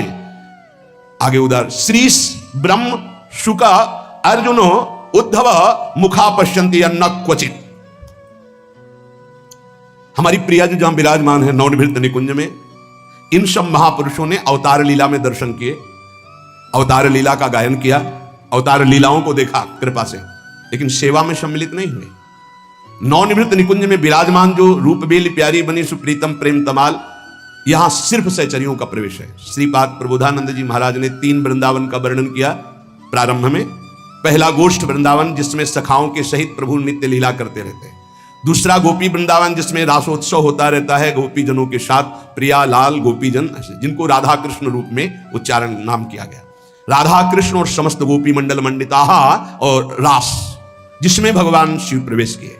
जिन गोपी जनों की विरहाग्नि का प्रेमाग्नि का ताप उद्धव के हृदय में वृंदावन में आते हुए लगा तो ज्ञान गुदड़ी भस्म हो गई। उद्धव जी ने गोपी जनों के उस प्रेम को देखा। श्री शुकाचार्य उसी प्रेम का गान कर रहे हैं। भगवान शिव उसी रास में गए और स्वामिनी जी की महिमा को देखा और कटाक्ष कृपा कटाक्ष का गायन किया। लेकिन यहां कहने पश्यन्ति यन्ना क्वचित, इन महापुरुषों का यहां प्रवेश नहीं। कौन? बोले राधा निकुंज बाटी श्रीपाद प्रबोधानंद। गोपी वृंदावन तक सबका प्रवेश, यहां केवल सहचरियों का प्रवेश। 3 गोपिन ते दुर्लभ माई नित्य विहार सहज सुखदाई। और बात कह रहे हैं कि अन्यत्य कृम, अन्य उदाहरण तुम्हें क्या दूं, ब्रजवासिनाम अपि न यद दृश्य कदा लोके। नंद बाबा आदि जो ब्रजवासी जन हैं, उनके सखा जन जो हैं, सुहृद जन जो हैं, इनका भी इस नवनिवृत्त निकुंज में प्रवेश नहीं है, क्योंकि बाबा का वात्सल्य भाव है, सखाओं का सखा भाव है। गोष्ठ वृंदावन, गोपी वृंदावन में भी बाबा या सखाओं का प्रवेश नहीं है। वहां परम पुरुष प्रभु और समस्त गोपी और प्रियाजो, ये लेना, वहां भी सखा परिकर का प्रवेश। फिर यहां 3 गोपिंते दुर्लभ माई, इसलिए कह रहे श्रीश ब्रह्म सुकार्जुनोद्धव मुखा पश्यन्ति अन्न क्वचित अन्यत किम ब्रजवासिनाम अपि न यदृश्य कदा लोके। श्रीमद् राधा सुधानिधि। न देवैर ब्रह्मादेव न खलु हरि भक्तैर न सुहृदा दिविर यद्वै राधा मधुपति रहस्यम सुविदितम। कभी गर्व नहीं होता आपको कि स्वामिनी जी ने मुझे ऐसी जगह शरणागति प्रदान की कृपा से जहां बड़े बड़े महापुरुष भी याचना करते? कभी नहीं, बस ऐसे ही मिल गया, इसलिए उसकी कीमत नहीं समझ पाए। रतन चिन्हों नहीं दीन्हों करते डाक। इसलिए मेरी बात पर हे सखे विश्वास कर लो। लक्ष्मीपति भगवान शिव, ब्रह्मा, शुक, अर्जुन, उद्धव आदि ये सब जिस महिमा को जानते हैं, गाते हैं, पर जहां प्रवेश नहीं है, उस रस की हम तुम्हें बात करते हैं कि उस रस को प्रदान करने वाला ऐसे वृंदावन और रजरानी है। जब इनका आश्रय मिलता है तो राधा पदई का आश्रय ये हृदय में ठसक हो जाती है। श्री राधा जुग चरण निवास, प्यारी जो हमारी महारानी, हम उनकी चरण दासी। उपासक इस बात पर स्थित हो जाओ कि बहुत ऊंचाई पर आपका संबंध हो गया है। अब चूक मत करो। इस जीवन से जो कुछ हो रहा है वो सिर्फ आपके लिए है। यदि आप अपने को संभाल नहीं पाते हैं तो आपका दुर्भाग्य है। ऐसा अवसर, फिर कह रहा हूं, खुल के कह रहा हूं, ये हमारी मुख की, हमारी बड़ाई की बात नहीं है, ये उस यंत्र की बात कर रहा हूं जो श्री जी से संचालित है। आपके लिए सिर्फ ये यंत्र चल रहा है, आपके लिए सिर्फ बोला जा रहा है। यदि आप इसे स्वीकार नहीं करते हैं, आप अपने जीवन को भगवतमय नहीं बनाते, तो हमें लगता है कि बहुत बड़ा घाटा कर रहे हैं आप अपने जीवन के साथ। हमारी कोशिश रहेगी, हमारी चेष्टा रहेगी कि हमारे कांधे पे पैर रखो और ऊंचाई पे चढ़ जाओ। यही हमारे जीवन का परम लक्ष्य है। आप सब सहयोग दें हमारा, कि जो हम गुरुजनों की, महापुरुषों की वाणी सुना रहे हैं उसको आप जीवन में धारण करें और परम सुख, परम मंगल प्रियालाल को प्राप्त हो। आपको लगता है यहां कोई साथ देने वाला है? अगर आप भगवत मार्ग के पथिक हैं, अभी आपको लगता है आपका कोई है, तो अभी बहुत बड़ा भ्रम है। पूरा का पूरा परिवार जा रहा है, 1 मिनट में रोड में नष्ट हो गया। काल है, किस समय, कहां, कैसे, 1 सेकंड का पता नहीं है। कैसे चैन से नींद आ जाती है तुम्हें? ये जो दुर्वासना के नाश की कृपा है, ये आपकी दिनचर्या है, ये सैकड़ों दुर्वासनाओं को भस्म कर देगी। तुमने खिलवाड़ समझ रखा है? चाहे गृहस्थ हो या विरक्त हो, तुम्हें जो दिनचर्या मिली है, ये दुर्वासनाओं का नाश करने के लिए श्री कृष्ण ने कृपा करके दी है गुरुजनों के द्वारा। इसको खिलवाड़ न समझो। प्रभु का प्रिय या गुरु का प्रिय वही होता है जो दिनचर्या में मिनट भर विलंब नहीं करता। ये गुरु कृपा है कि आपको डांट लगती है, आपको वचन सुनने को मिलते हैं, आप उसको स्वीकार कीजिए। ये मन की, ये दुर्वासना की वृत्ति को हटाइए। सुविधा भोगी बनने वाला कभी सच्चिदानंद का साक्षात्कार नहीं कर सकता। जानबूझ करके सुविधाओं का त्याग होता है, सुविधाओं में रहते हुए, और परमात्मा प्राप्ति की विकलता प्रकट की जाती है। समझ में नहीं? राग द्वेष की वृत्तियां, शरीर विलासिता की वृत्तियां, खाने पीने की वृत्तियां, सुख भोगने की वृत्तियां कितने दिन चलेंगी? मरना है, मरोगे। ये शरीर नाशवान, आज नहीं तो कल मरोगे। प्रार्थना मान लीजिए। तपलोक और महालोक, जनलोक में सब सिद्धजन निवास कर रहे हैं, जो सृष्टि में प्रकट होते हैं और सृष्टि के बाद लय होते हैं। उनको एक बात का दुख पाया गया संतों को, कि इस महान मानव देह में आकर के भी तुम भगवत प्राप्ति से वंचित हो। तुम्हें नींद कैसी ऐसी आ जाती है कि तुम्हारा भजन, तुम्हारी दिनचर्या, तुम्हारा साधन पथ रुक रहा है और तुम्हें चैन से सोना आ रहा है। तुम उपासक हो। ये जीवन हमारा प्रभु के लिए, अगर नहीं समझ पा रहे हो तो आखिरी बात समझ लो, कोई समझाने वाला तुम्हें नहीं है, कोई समझाने वाला नहीं। सिर्फ तुम्हें बर्बाद करने वाला मिल सकता है, समझा कर उठाने वाला हरि या हरि का पार्षद मिल सकता है, और नहीं मिल सकता। तुमसे मित्रता करके तुम्हारी वासनाओं को बढ़ाकर तुम्हारे चित्त को विक्षेप में भर देना, यह संसार के हर व्यक्ति, वस्तु, स्थान का प्रभाव है। तुम्हार सेवक असुरारी दो ही केवल बचा सकते हैं, भगवान और भगवान के भक्त। उनकी हर चेष्टा तुम्हारे चित्त को भगवदाकार बनाने के लिए है। कृष्ण कृपा का सीधा फल है साधु संग। हरिराम व्यास जी, गोस्वामी तुलसीदास जी, बड़े बड़े महापुरुष कहते हैं कोई फर्क नहीं। कैसे मनुष्य शरीर को तुमने प्राप्त करके नाश करने की ठान ली है कि हम जो मन आएगा सो करेंगे। यहां बैठने मात्र से भगवत प्राप्ति है। क्यों? यहां खास बात, श्रीधाम वृंदावन यमुना का पावन पुलिन, और कोई मिनट ऐसा नहीं जहां यहां भगवत चर्चा ना हो रही हो, भगवत गुणगान ना हो रहा हो, भगवत नाम कीर्तन ना हो रहा हो। नाम कीर्तन चलता है, वाणी कीर्तन चलता है, गुण कीर्तन चलता है। दूसरी बात, हमारी दृष्टि रहती है, हमारी प्रियाजू की दृष्टि रहती है कि ये जन विराजमान है, एक दिनचर्या है, एक समय है। माकृष्य शर्वतीदम शुभलेन कृष्ण, हे कृष्ण मेरी इन दुर्वासनाओं को नष्ट कर दो। फिर प्रार्थना करता हूं सब उपासक उपासिकाओं से, गृहस्थ विरक्तों से, यदि आप हमारी श्री जी से जुड़े हैं तो आज्ञा पर ध्यान दीजिए। अगर आज्ञा पर ध्यान नहीं देते तो माया तुम पर ध्यान रख देगी, और उसके ध्यान रखने का मतलब है बैठे बैठे जलोगे, जैसे अंगार पर जला जाता है ऐसे जलोगे। दुर्वासना तुम्हें जला देगी, तुम्हें पता नहीं है। जब अपनी जीवनी शक्ति प्रभु की तरफ लगती है तो हरि गुरु को शीतलता प्राप्त होती है, वो प्रसन्न होते हैं। जब अपनापन करके तुम्हारी जीवनी शक्ति व्यर्थ नष्ट होती है तब जलन होती है उस अपनेपन के कारण कि तुम समझ नहीं पा रहे हो। ये आज का अभ्यास तुम्हारे लिए कल काल बन जाएगा, गलत अभ्यास तुम्हारे लिए कल ये प्रमाद बन जाएगा। प्रमाद ही मृत्यु है, शास्त्रों में वर्णन है। जो अप्रमादी है, प्रमाद रहित है, वही भगवत तत्व को, जो भगवत तत्व को प्राप्त कर लेता वही निर्विकार स्थिति में परमानंद में डूबता है। मानो हम लड़खड़ा रहे हैं लेकिन चल रहे हैं अपने रास्ते पे, रास्ता ही नहीं। उपासक को इस बात पर सदैव सावधान रहना पड़ेगा। अगर हम अपनी इच्छाओं का मर्दन नहीं कर सके, अपने गुरु की आज्ञा पर नहीं चल सके, अपने शास्त्र आज्ञा पर नहीं चल सके, तो मुझे लगता है कि आगे चल करके आपका जीवन बड़ा संकटपूर्ण रहेगा। संकटपूर्ण, ये विकार आपको रौंद देंगे। इसीलिए विचलित होते हैं कि आप लोग इतने बलवान बनिए कि आक्रमण कब हो जाए, कहां किस वासना का, आप उससे लड़ना जाने। आपके अंदर युक्तियां होनी चाहिए। आप हमारे भगवत पार्षद हैं, श्री जी के जन हैं, आपके अंदर युक्ति होनी चाहिए। गुरु की प्रगट उपस्थिति में युक्तियों की, कलाओं की आपके अंदर वृत्तियां जानी चाहिए कि कभी किसी विकार का आक्रमण हो तो कैसे बचा जाता है, कैसे हमारे को इस माया पर विजय प्राप्त करना है, कैसे विषम परिस्थितियों में अपने चित्त को डूबने ना पाए बचाया जाए। यह संतों से सीखा जाता है। कैसी पार्थिव दृष्टि है कि शरीर सुख के लिए सोना जागना खाना पीना बस यही हम सुख मानते हैं। नहीं भाई, ये सुख तो बहुत जन्म भोग लिए। इस जन्म में एक नियत समय रखिए, एक अल्पाहार की सीमा रखिए, एक भोजन का समय रखिए, एक अपनी दिनचर्या का समय होना चाहिए। ये नहीं आज मनाया 2 बजे पालिया, फिर मनाया 5 बजे पालिया, मनाया 3 बजे से 8 बजे रात्रि तक सो रहे, 8 बजे से 4 बजे तक जग रहे। ऐसी दिनचर्या नहीं होती, कभी ऐसी नहीं। दिन बाई चांस कभी कोई सेवा में समय लग गया हो, बात अलग है। ऐसी दिनचर्या नहीं होती। पक्का मानिए, आपका हित इसी में है कि जो दिनचर्या दी जाए उसका पालन कीजिए। हमारा सत्संग तभी लाभ देगा आपको, हमारा एकांतिक वचन तभी लाभ देगा आपको जब हमारी आप आज्ञा पर चलेंगे। जैसी दिनचर्या बना दी है, ये दिनचर्या जानते हो, बड़े बड़े सिद्ध महापुरुष इसी से हुई दिनचर्या से। 1 मिनट का अंतराय कभी जीवन में नहीं पड़ने दिया अपनी दिनचर्या। वही परिपक्व अवस्था। 12 वर्ष एक दिनचर्या कर लीजिए, आप देखिए आपका क्या स्वभाव बनता है। यहाँ 20-20 वर्ष 25-25 वर्ष व्यतीत हो जा रहे हैं, कोई दिव्यता नहीं आ रही। कारण क्या है? खो रहे हैं, जीवन को खो रहे हैं।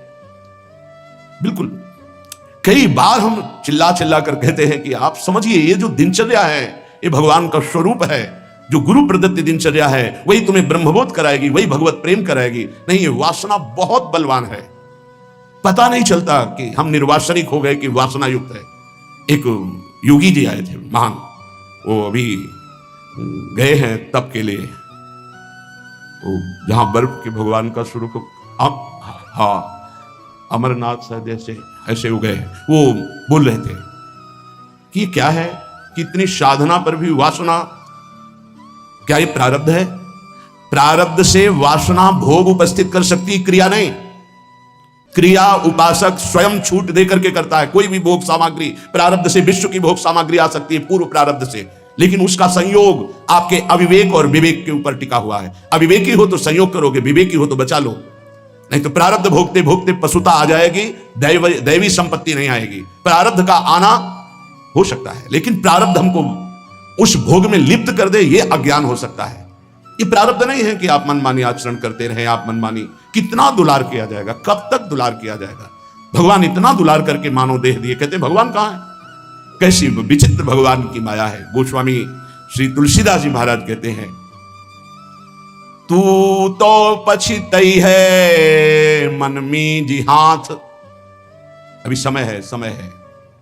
सबसे बड़ा पछतावा क्या? भगवान का साक्षात्कार नहीं हुआ और शरीर छूट रहा है। ऐसे साक्षात्कार होगा? केवल भगवदाकार वृत्ति से भगवत साक्षात्कार होता है, उसी के लिए सारा प्रयास है। सबसे बड़ा डर क्या? प्रभु का नाम ना छूट जाए, सबसे बड़ा डर। जिसने इस बात को समझ लिया वो जीत गया। सबसे बड़ा पछतावा क्या, बिना प्रभु से मिले जा रहे हैं, यहां से मृत्यु लेख से बिना भगवत साक्षात्कार किए जा रहे हैं, बड़ा पछतावा। सबसे बड़ी भयंकर डरावनी बात है कि प्रभु को भूल गए। का हनुमंत विपत्ति प्रभु सोई, ये दो बातें कभी जीवन में चिंतन किया इनका? एक सेकंड के लिए भगवत विस्मरण भी बर्दाश्त नहीं। सबसे बड़ी हानि, सबसे बड़ी विपत्ति, सबसे बड़ा भय भगवत विस्मरण हो जाना, और बड़ा पछतावा कि जा रहे हैं लेकिन प्रभु से आंख नहीं मिला पाए, जीवन व्यर्थ चला गया। सबसे बड़ा मन पचितई है अवसर बीते, दुर्लभ देह पाए हरिपद भज करम वचन अरु जीते।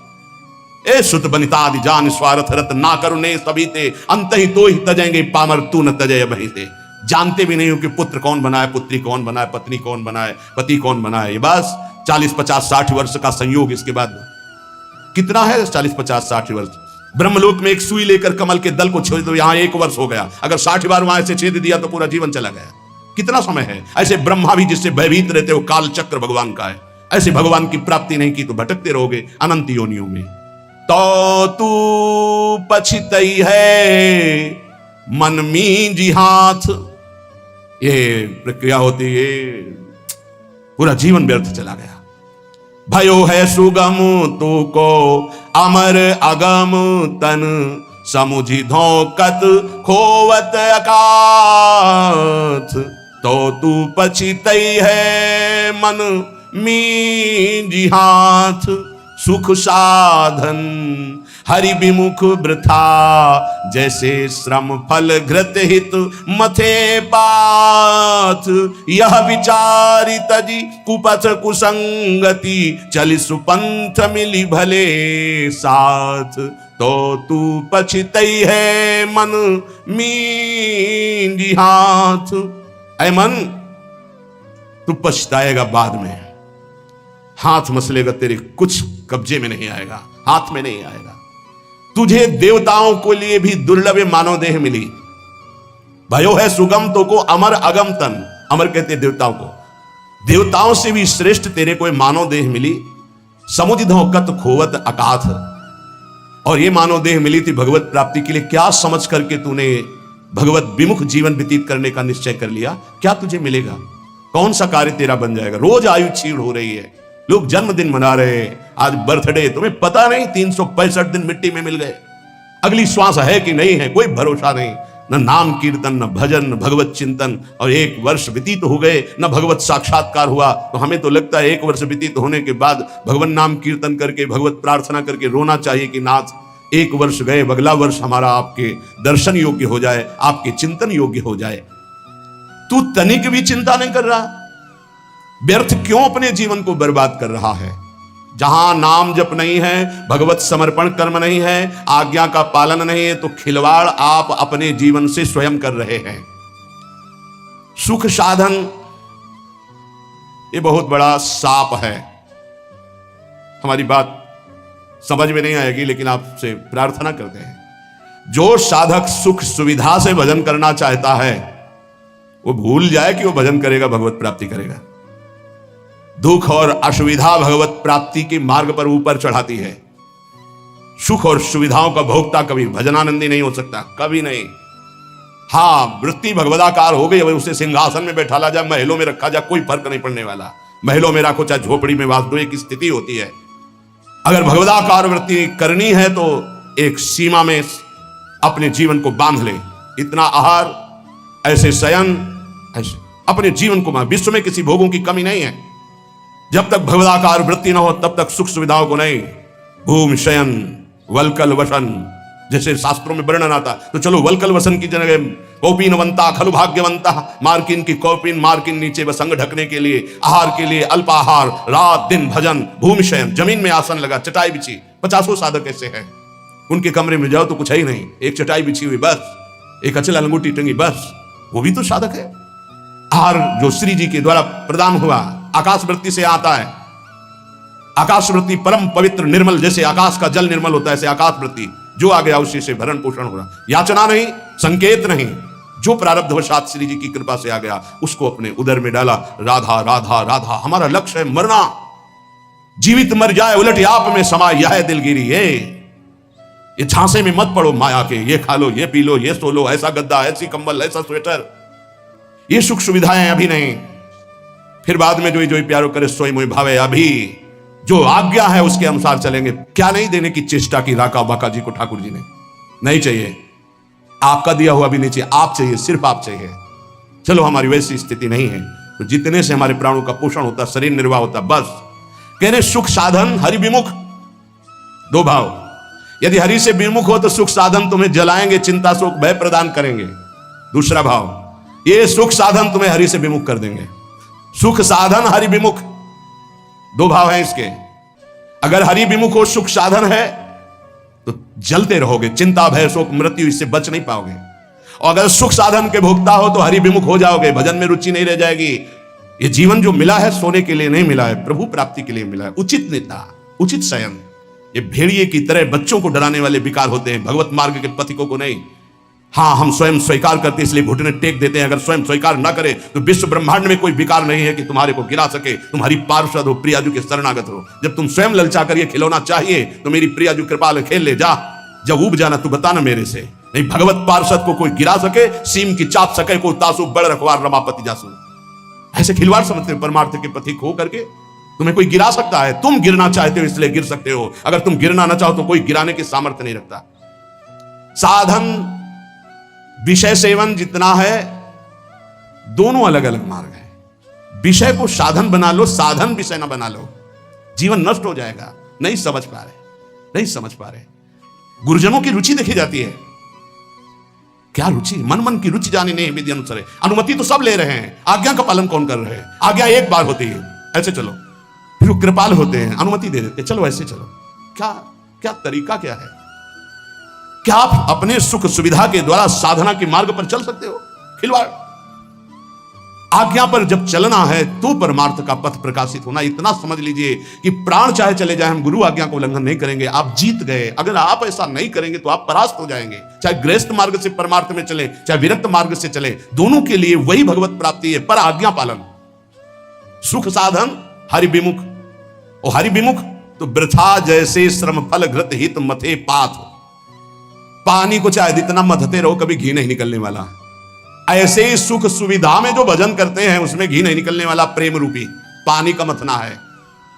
अगर सुख सुविधा से ही भगवत प्राप्ति होती तो रघुनाथ दास गोस्वामी के पिता और उनके भाई एक राजा महाराजा की तरह वैभव था। जब उनको स्कूल पढ़ने के लिए भेजा जाता था तो 4 साथ में अंग रक्षक और पालकी में बैठ के जाते थे, पूज्य श्री रघुनाथ दास गोस्वामी जी। लेकिन जब महाप्रभु चैतन्य देव के नाम कीर्तन को सुना तो हृदय व्याकुल हो गया कि जीवन का लाभ तो यही है। महाप्रभु ने अनुमति नहीं दी, नहीं तुम अभी पिता के घर में रहो। तो कहा भाग, अब भाग। भागे जगन्नाथपुरी गए। महाप्रभु के समय भूख प्यास सब सहते हुए पिता को जब पता चला कि वो नहीं आएंगे तो वैभव भेजने लगे। रसोईया सब सेवक, कोई सेवा स्वीकार नहीं की। और जगन्नाथ जी के गेट में खड़े होकर जो भिक्षुकों को मिलता वो पा, ये हम प्रभु के लिए निकले हैं। प्रभु के लिए हम तड़पे, कभी रोए, कभी कुछ समझ में आवे कि भगवान के लिए, प्रियाजू के लिए आपके हृदय में कुछ है तब तो। नहीं तो हृदय जलता है कि कुछ मतलब नहीं प्रियालाल से, उनकी चाह ही नहीं है तुम्हारे अंदर। तुम्हें है कि तुम भजन बढ़ जाए, प्रियाजू के लिए रोना बढ़ जाए, प्रभु के लिए प्राण समर्पित हो जाए। ए भाई, ये है जीवन का लाभ, ये है साधन सुख हरि विमुख। वृथा जैसे श्रम फल घृत हित मथे पाथ। पानी मथरो, जीवन भर तो एक बूंद घी नहीं निकलेगा। ऐसे सुख सुविधा का भोगी मानता है कि मैं साधन कर रहा हूं, जीवन में कभी प्रेम घृत या ब्रह्मबोध घी नहीं निकलने वाला। यह विचारी तज कुपथ कुसंगति, चली सुपंथ मिली भले साथ। ऐसा विचार करके ये सुख सुविधा का भोग करना कुपंथ का मार्ग है, ये कुसंगति है। मन हमारा जिसमें राजी हो जाएगा तो हमें ठीक नहीं, हमें राजी नहीं करना। ये जब राजी नहीं होगा भोगों में तब प्रभु की तरफ बढ़ेगा, तब ये चिल्ला चिल्ला कर रोएगा, नाथ अब स्वीकार कर लो, मेरा कोई नहीं, मैं कुछ भी नहीं, अब स्वीकार कर लो प्रभु। हारे को हरि नाम, अपबल तपबल और बाहुबल, चौथो बल है दाम। जब सब जगह से हट जाता है तब हारे को हरि नाम। हार गए हम, पर यहां सुख सुविधा का भोग सोचते हैं कि इससे भगवत प्राप्ति हो जाएगी। यह विचारी तजी कुपथ कुसंगति, बलिहारी है उनको। अर्थ का बल होता है बैंक बैलेंस का, भगवान का भरोसा नहीं रहता, बैंक बैलेंस का भरोसा रहता है। भगवान का भरोसा नहीं रहता, परिवार का भरोसा रहता है। भगवान का भरोसा नहीं रहता, अपनी बुद्धिमानी का भरोसा होता है। ये सब भरोसे आश्रय जब छूट जाते तब भगवान का आश्रय होता है। निराश्रित के आश्रय भगवान, असरण के शरणागति प्रदान करने वाले भगवान। इस बात को समझो, शरणागति लाखों ले लिए, असरण एक भी नहीं हुए तो शरणागति का रंग ही नहीं है। जो असरण हुए वो शरणागति के रंग को प्राप्त हुए। सीधा साधा मार्ग है, सूधो चले आपने धर्म, रसिकन सो प्रीतम का है, कबहू काल व्रतानि। गृहस्थों तो क्या हुआ, क्या गृहस्थ भगवत प्राप्ति नहीं कर सकते? शिष्य के द्वारा किया हुआ पाप गुरु को भोगना पड़ता है। क्या समझते हो? यदि गुरु की आज्ञा का उल्लंघन करे तो समाज में गुरु को कह देना चाहिए मैंने तुम्हारा त्याग किया, तो बच जाएगा। अगर स्वीकार करता है तो शिष्य के द्वारा किया हुआ अपराध गुरु को भोगना पड़ता है। सो गुरु घोर नरक मा पड़े। इसीलिए जो सुलझे हुए महापुरुष होते हैं कभी शिष्य बुलाने की चेष्टा नहीं करते। कलिकाल है, उनको इससे मतलब नहीं हो। जैसे और पति पत्नी भाई रिश्तेदार नातेदार ऐसे एक संबंध और मान लिया गुरु, उनको ये मतलब नहीं कि मतलब क्या है। अरे कभी विचार करते हो कि तुम जो आचरण करते हो इसका हिसाब गुरुदेव के पास जाएगा, उनको भोगना पड़ेगा। क्या अपराध किया गुरुदेव ने जो तुम उनको दंड देने के लिए उद्यत हो चुके हो? यह विचार इत्यादि कुपथ कुसंगति चल सुपंथ मिली भले साथ। भले कौन है? राधा वल्लभ भजत भज भली भली सब होए। जो राधा वल्लभ प्रिया प्रीतम श्यामा श्याम हरि का भजन करते हैं भले हैं। इन्हीं भले का संग करो। अपने मन का जो कुपंथ में चलाने वाला है, ऐसे व्यक्ति का जो कुपंथ में चलाने वाला है, ऐसा संग त्याग दे। अंदर और बाहर दोनों कुसंग होता है। यह विचार तज कुपथ कुसंगति चल सुपंथ मिली भले साथ, नहीं तो तू पछतई है मनु मींज हाथ, बाद में तुझे पछताना पड़ेगा। संसारी पुरुष का लक्षण है वो शरीर संबंधी भोग, शरीर संबंधी रिश्ते नाते, इन्हीं के चिंतन और विलास में अपना समय नष्ट करता है। उपासक का लक्षण है एक क्षण भी भगवदाकार वृत्ति से हटकर संसार का चिंतन न होने देना। संसार की तो बात जाने दो, अन्य साधनों में भी रति न होना। अपने आराध्य देव संबंधी उपासना के जो अंग हैं, नाम जप, नाम कीर्तन, वाणी गायन, वाणी श्रवण, श्रीअंग सेवा, समाज की भगवत भाव से सेवा, लीला चिंतन, ये हमारी उपासना का स्वरूप है। इसी से हमें भावदेह की प्राप्ति होती है। जब अभ्यास के द्वारा इन भक्ति के प्रेम लक्षणा, भक्ति का जो विशेष स्वरूप है उज्जवल प्रेम रस, इसी से प्राप्त होता है। जो उपासक अन्य साधनाओं की तरफ वृत्ति ले जाता है, राई के समचलत ही होत और की ओर। थोड़ा राई बहुत छोटा दाना होता है, अगर थोड़ा भी साधन में मिलावट हो जाए तो उपासना के उपास्य देव के रस में बाधा खड़ी हो जाएगी। ये उपासक बहुत ध्यान से समझ ले। अपनी उपासना जो गुरुदेव के द्वारा प्राप्त हुई है, राई भर भी यदि कोई मिलावट हो गई तो उपासना बाधित हो जाएगी। अब या में मिलौनी मिले न कछु, जब खेलत रास सदा बन में। यदि वृंदावन का आश्रय है, वास है, उपासना है, तो या में मिलौनी मिले न कछु, इसमें मिलौनी नहीं मिलनी चाहिए। अन्य कोई साधन पथ का अनुसरण करना, अपने उपास्य देव से विमुख हो जाना है। बहुत प्रकार का संग सत्संग नहीं होता। इष्टाकार वृत्ति हो जाए उसे सत्संग कहते हैं।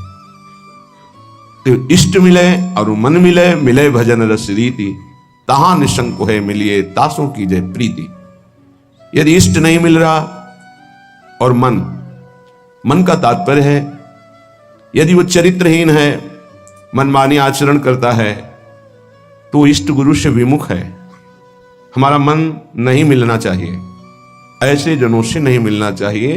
यद्यपि परम स्नेही, चाहे वो कितना प्रिय संबंधी, रिश्तेदार, नातेदार, मित्र कोई भी हो, जाके प्रिय न राम वैदेही तजिए ताहि कोटि बैरिशम, लाखों बार सुना है, पर क्या आचरण में है? हमारे हृदय में ये बात बैठ जानी चाहिए कि जरा सा कुसंग हमारी उपासना के रंग में बाधा पहुंचा देगा। एक ड्रम दूध हो और एक खटाई की फांक छोड़ दो, सब फट जाएगा। उपासना दुग्ध जैसी निर्मल, पौष्टिक, स्वादिष्ट, पवित्र, स्वरूप बोध कराने वाली। जरा सा कुसंग हो जाए हट जाएगी, उपासना की वृत्ति हट जाएगी, जो भाव का स्वरूप बन रहा था वो फट जाएगा। जैसे एक खटाई की फांक पड़ते ही एक ड्रम दूध पूरा फट जाएगा। ऐसे कपट व्यवहार करने वाले, ऐसे भगवत विमुख आचरण करने वाले कुसंगी जनों को मन कभी नहीं देना चाहिए।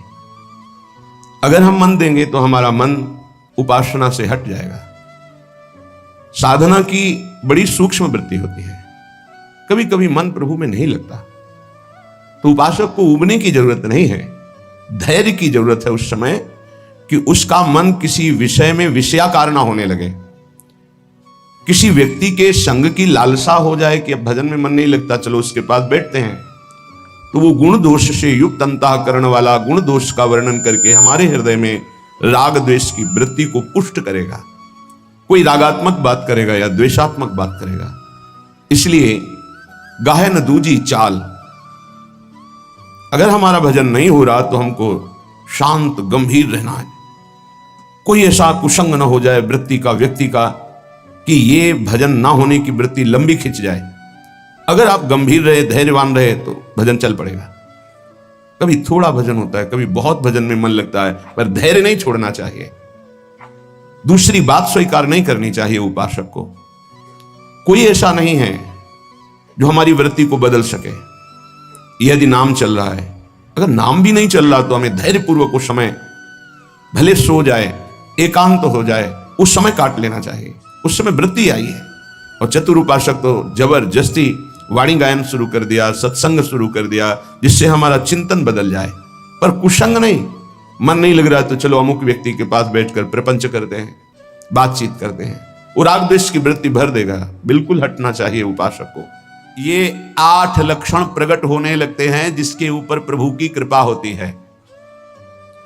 हमारे ऊपर प्रभु की कृपा है, ये हम कैसे पहचाने? तो ये 8 लक्षण प्रकट होने लगते हैं जिस पर हरिजू की, प्रियाजू की कृपा है। पहला, घोर अपराध करने वाले के प्रति भी दया की भावना, शांति पहला लक्षण है। भाव में भी पहले शांत भाव है।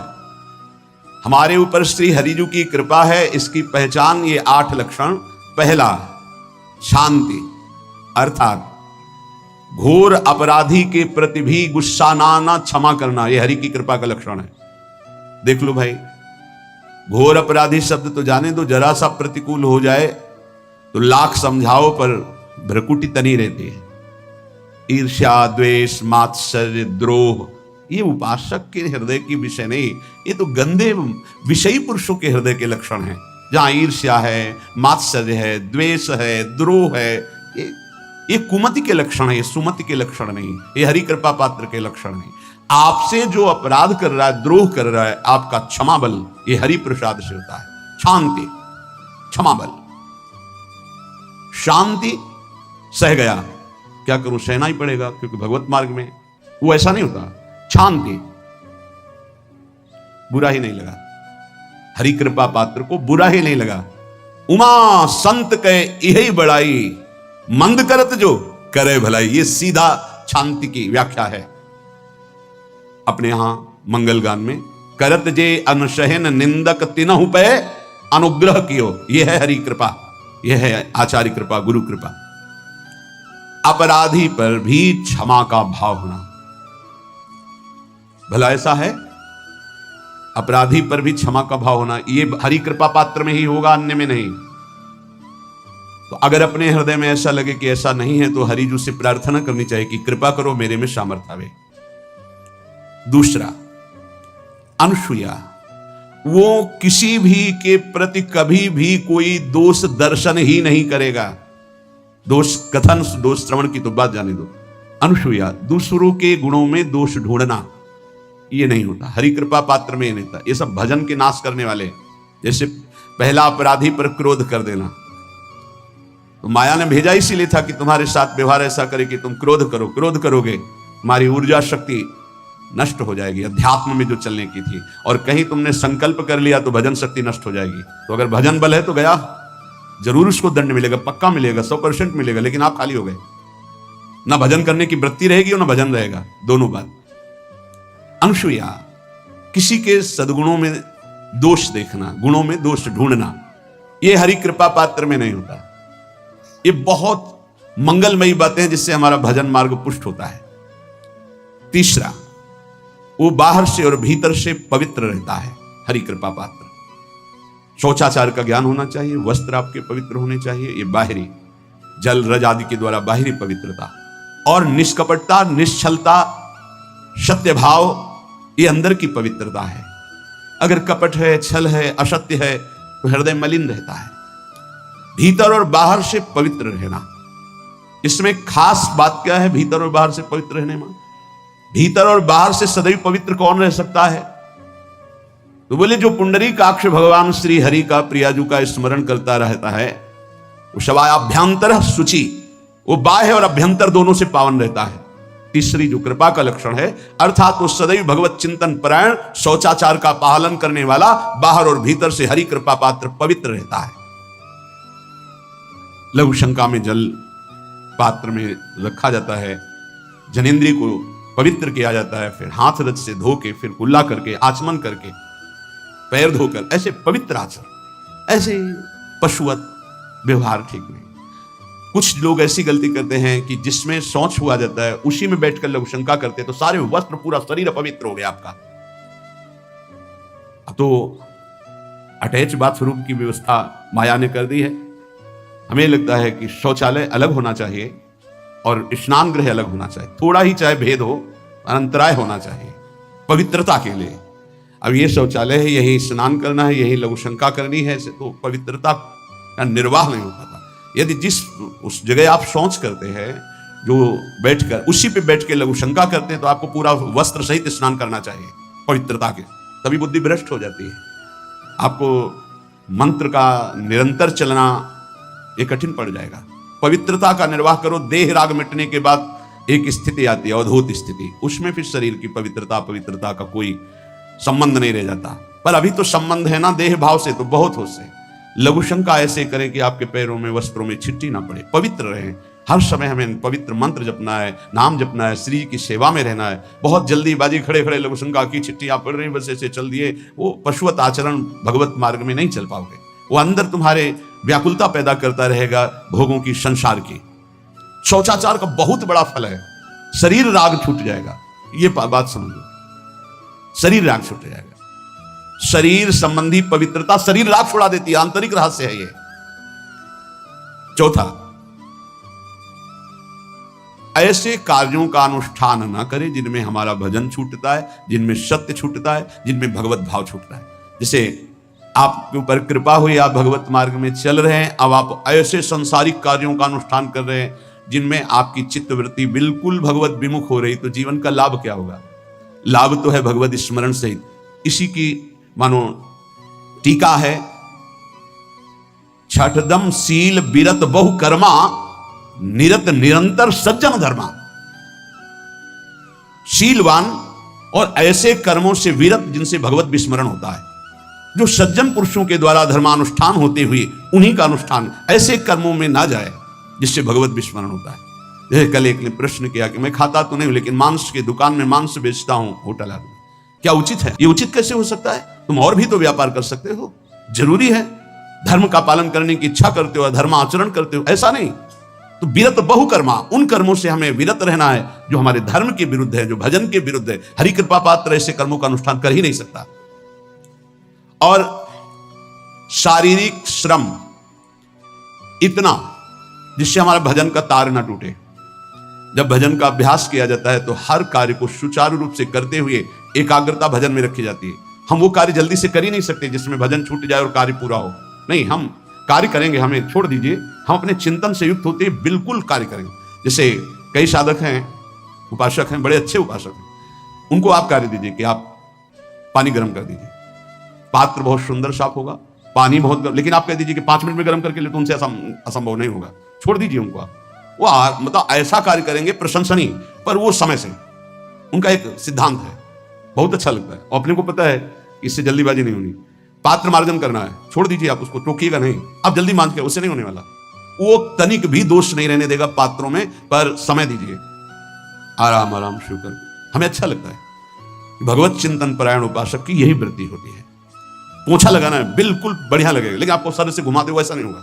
आप छोड़िए और जाइए, हटिए, और वो अपने ढंग से लगाएगा और एकदम क्लीन करके। यही उपासक का लक्षण होता है। जो कार्य करेगा सांगोपांग करेगा, पर वो बहुत मस्ती से होगा क्योंकि उसका भगवत चिंतन चल रहा है। अधिक ऐसे जिससे हमारा चिंतन छूट जाए, थोड़ा संयम में आना चाहिए। ये भगवत कृपा पात्र का लक्षण है। अपने भजन का फल देखना भगवत कृपा पात्र की, सबको प्रदान कर देना। हिम्मत है अपने भजन, इतनी मेहनत से किया हुआ भजन, भजन होने के बाद हे प्रभु इस भजन का फल हो, सर्वे भवन्तु सुखिना सर्वे सन्तु निरामयः। यहां तो कहते महाराज एक माला रोज आपके लिए करता हूं कि आपकी बीमारी ठीक रहे, तो शेष किसके लिए करते हो प्रभु? शेष अगर इष्ट और गुरु के लिए तुम्हारा है कि एक माला करते तो फिर इतनी माला करते तो हमें क्या होगा? सब आपको दे देंगे तो हमें क्या होगा? तभी भजन का रहस्य नहीं जाना। सबके मंगल के लिए अपने भजन को समर्पित कर देना। देखो भाई भजनानंदी, भजन में अरुचि होने लगेगी? नहीं होने लगेगी। सुबह से शाम तक पसीना चुआए हम और भजन का फल दे दे सबको, तो इसका रहस्य बताते हैं। सबको जे भी कहा सर्वे भवन्तु सुखिना, तो सर्वत्र विराजमान तो गायब हो गए, केवल ममता रह गई है।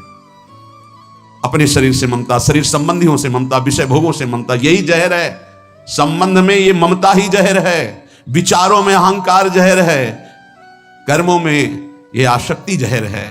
इसी जहर को मिटा दे तो जीवन मुक्त महापुरुष कर्म करते हुए, विषय सेवन करते हुए, वार्ता करते हुए, विचार करते हुए बिल्कुल जहर रहित उसका जीवन हो गया। तो ये 8 बातें हरि कृपा पात्र में होती हैं। इनको बार बार सुनना और हृदय में धारण करना।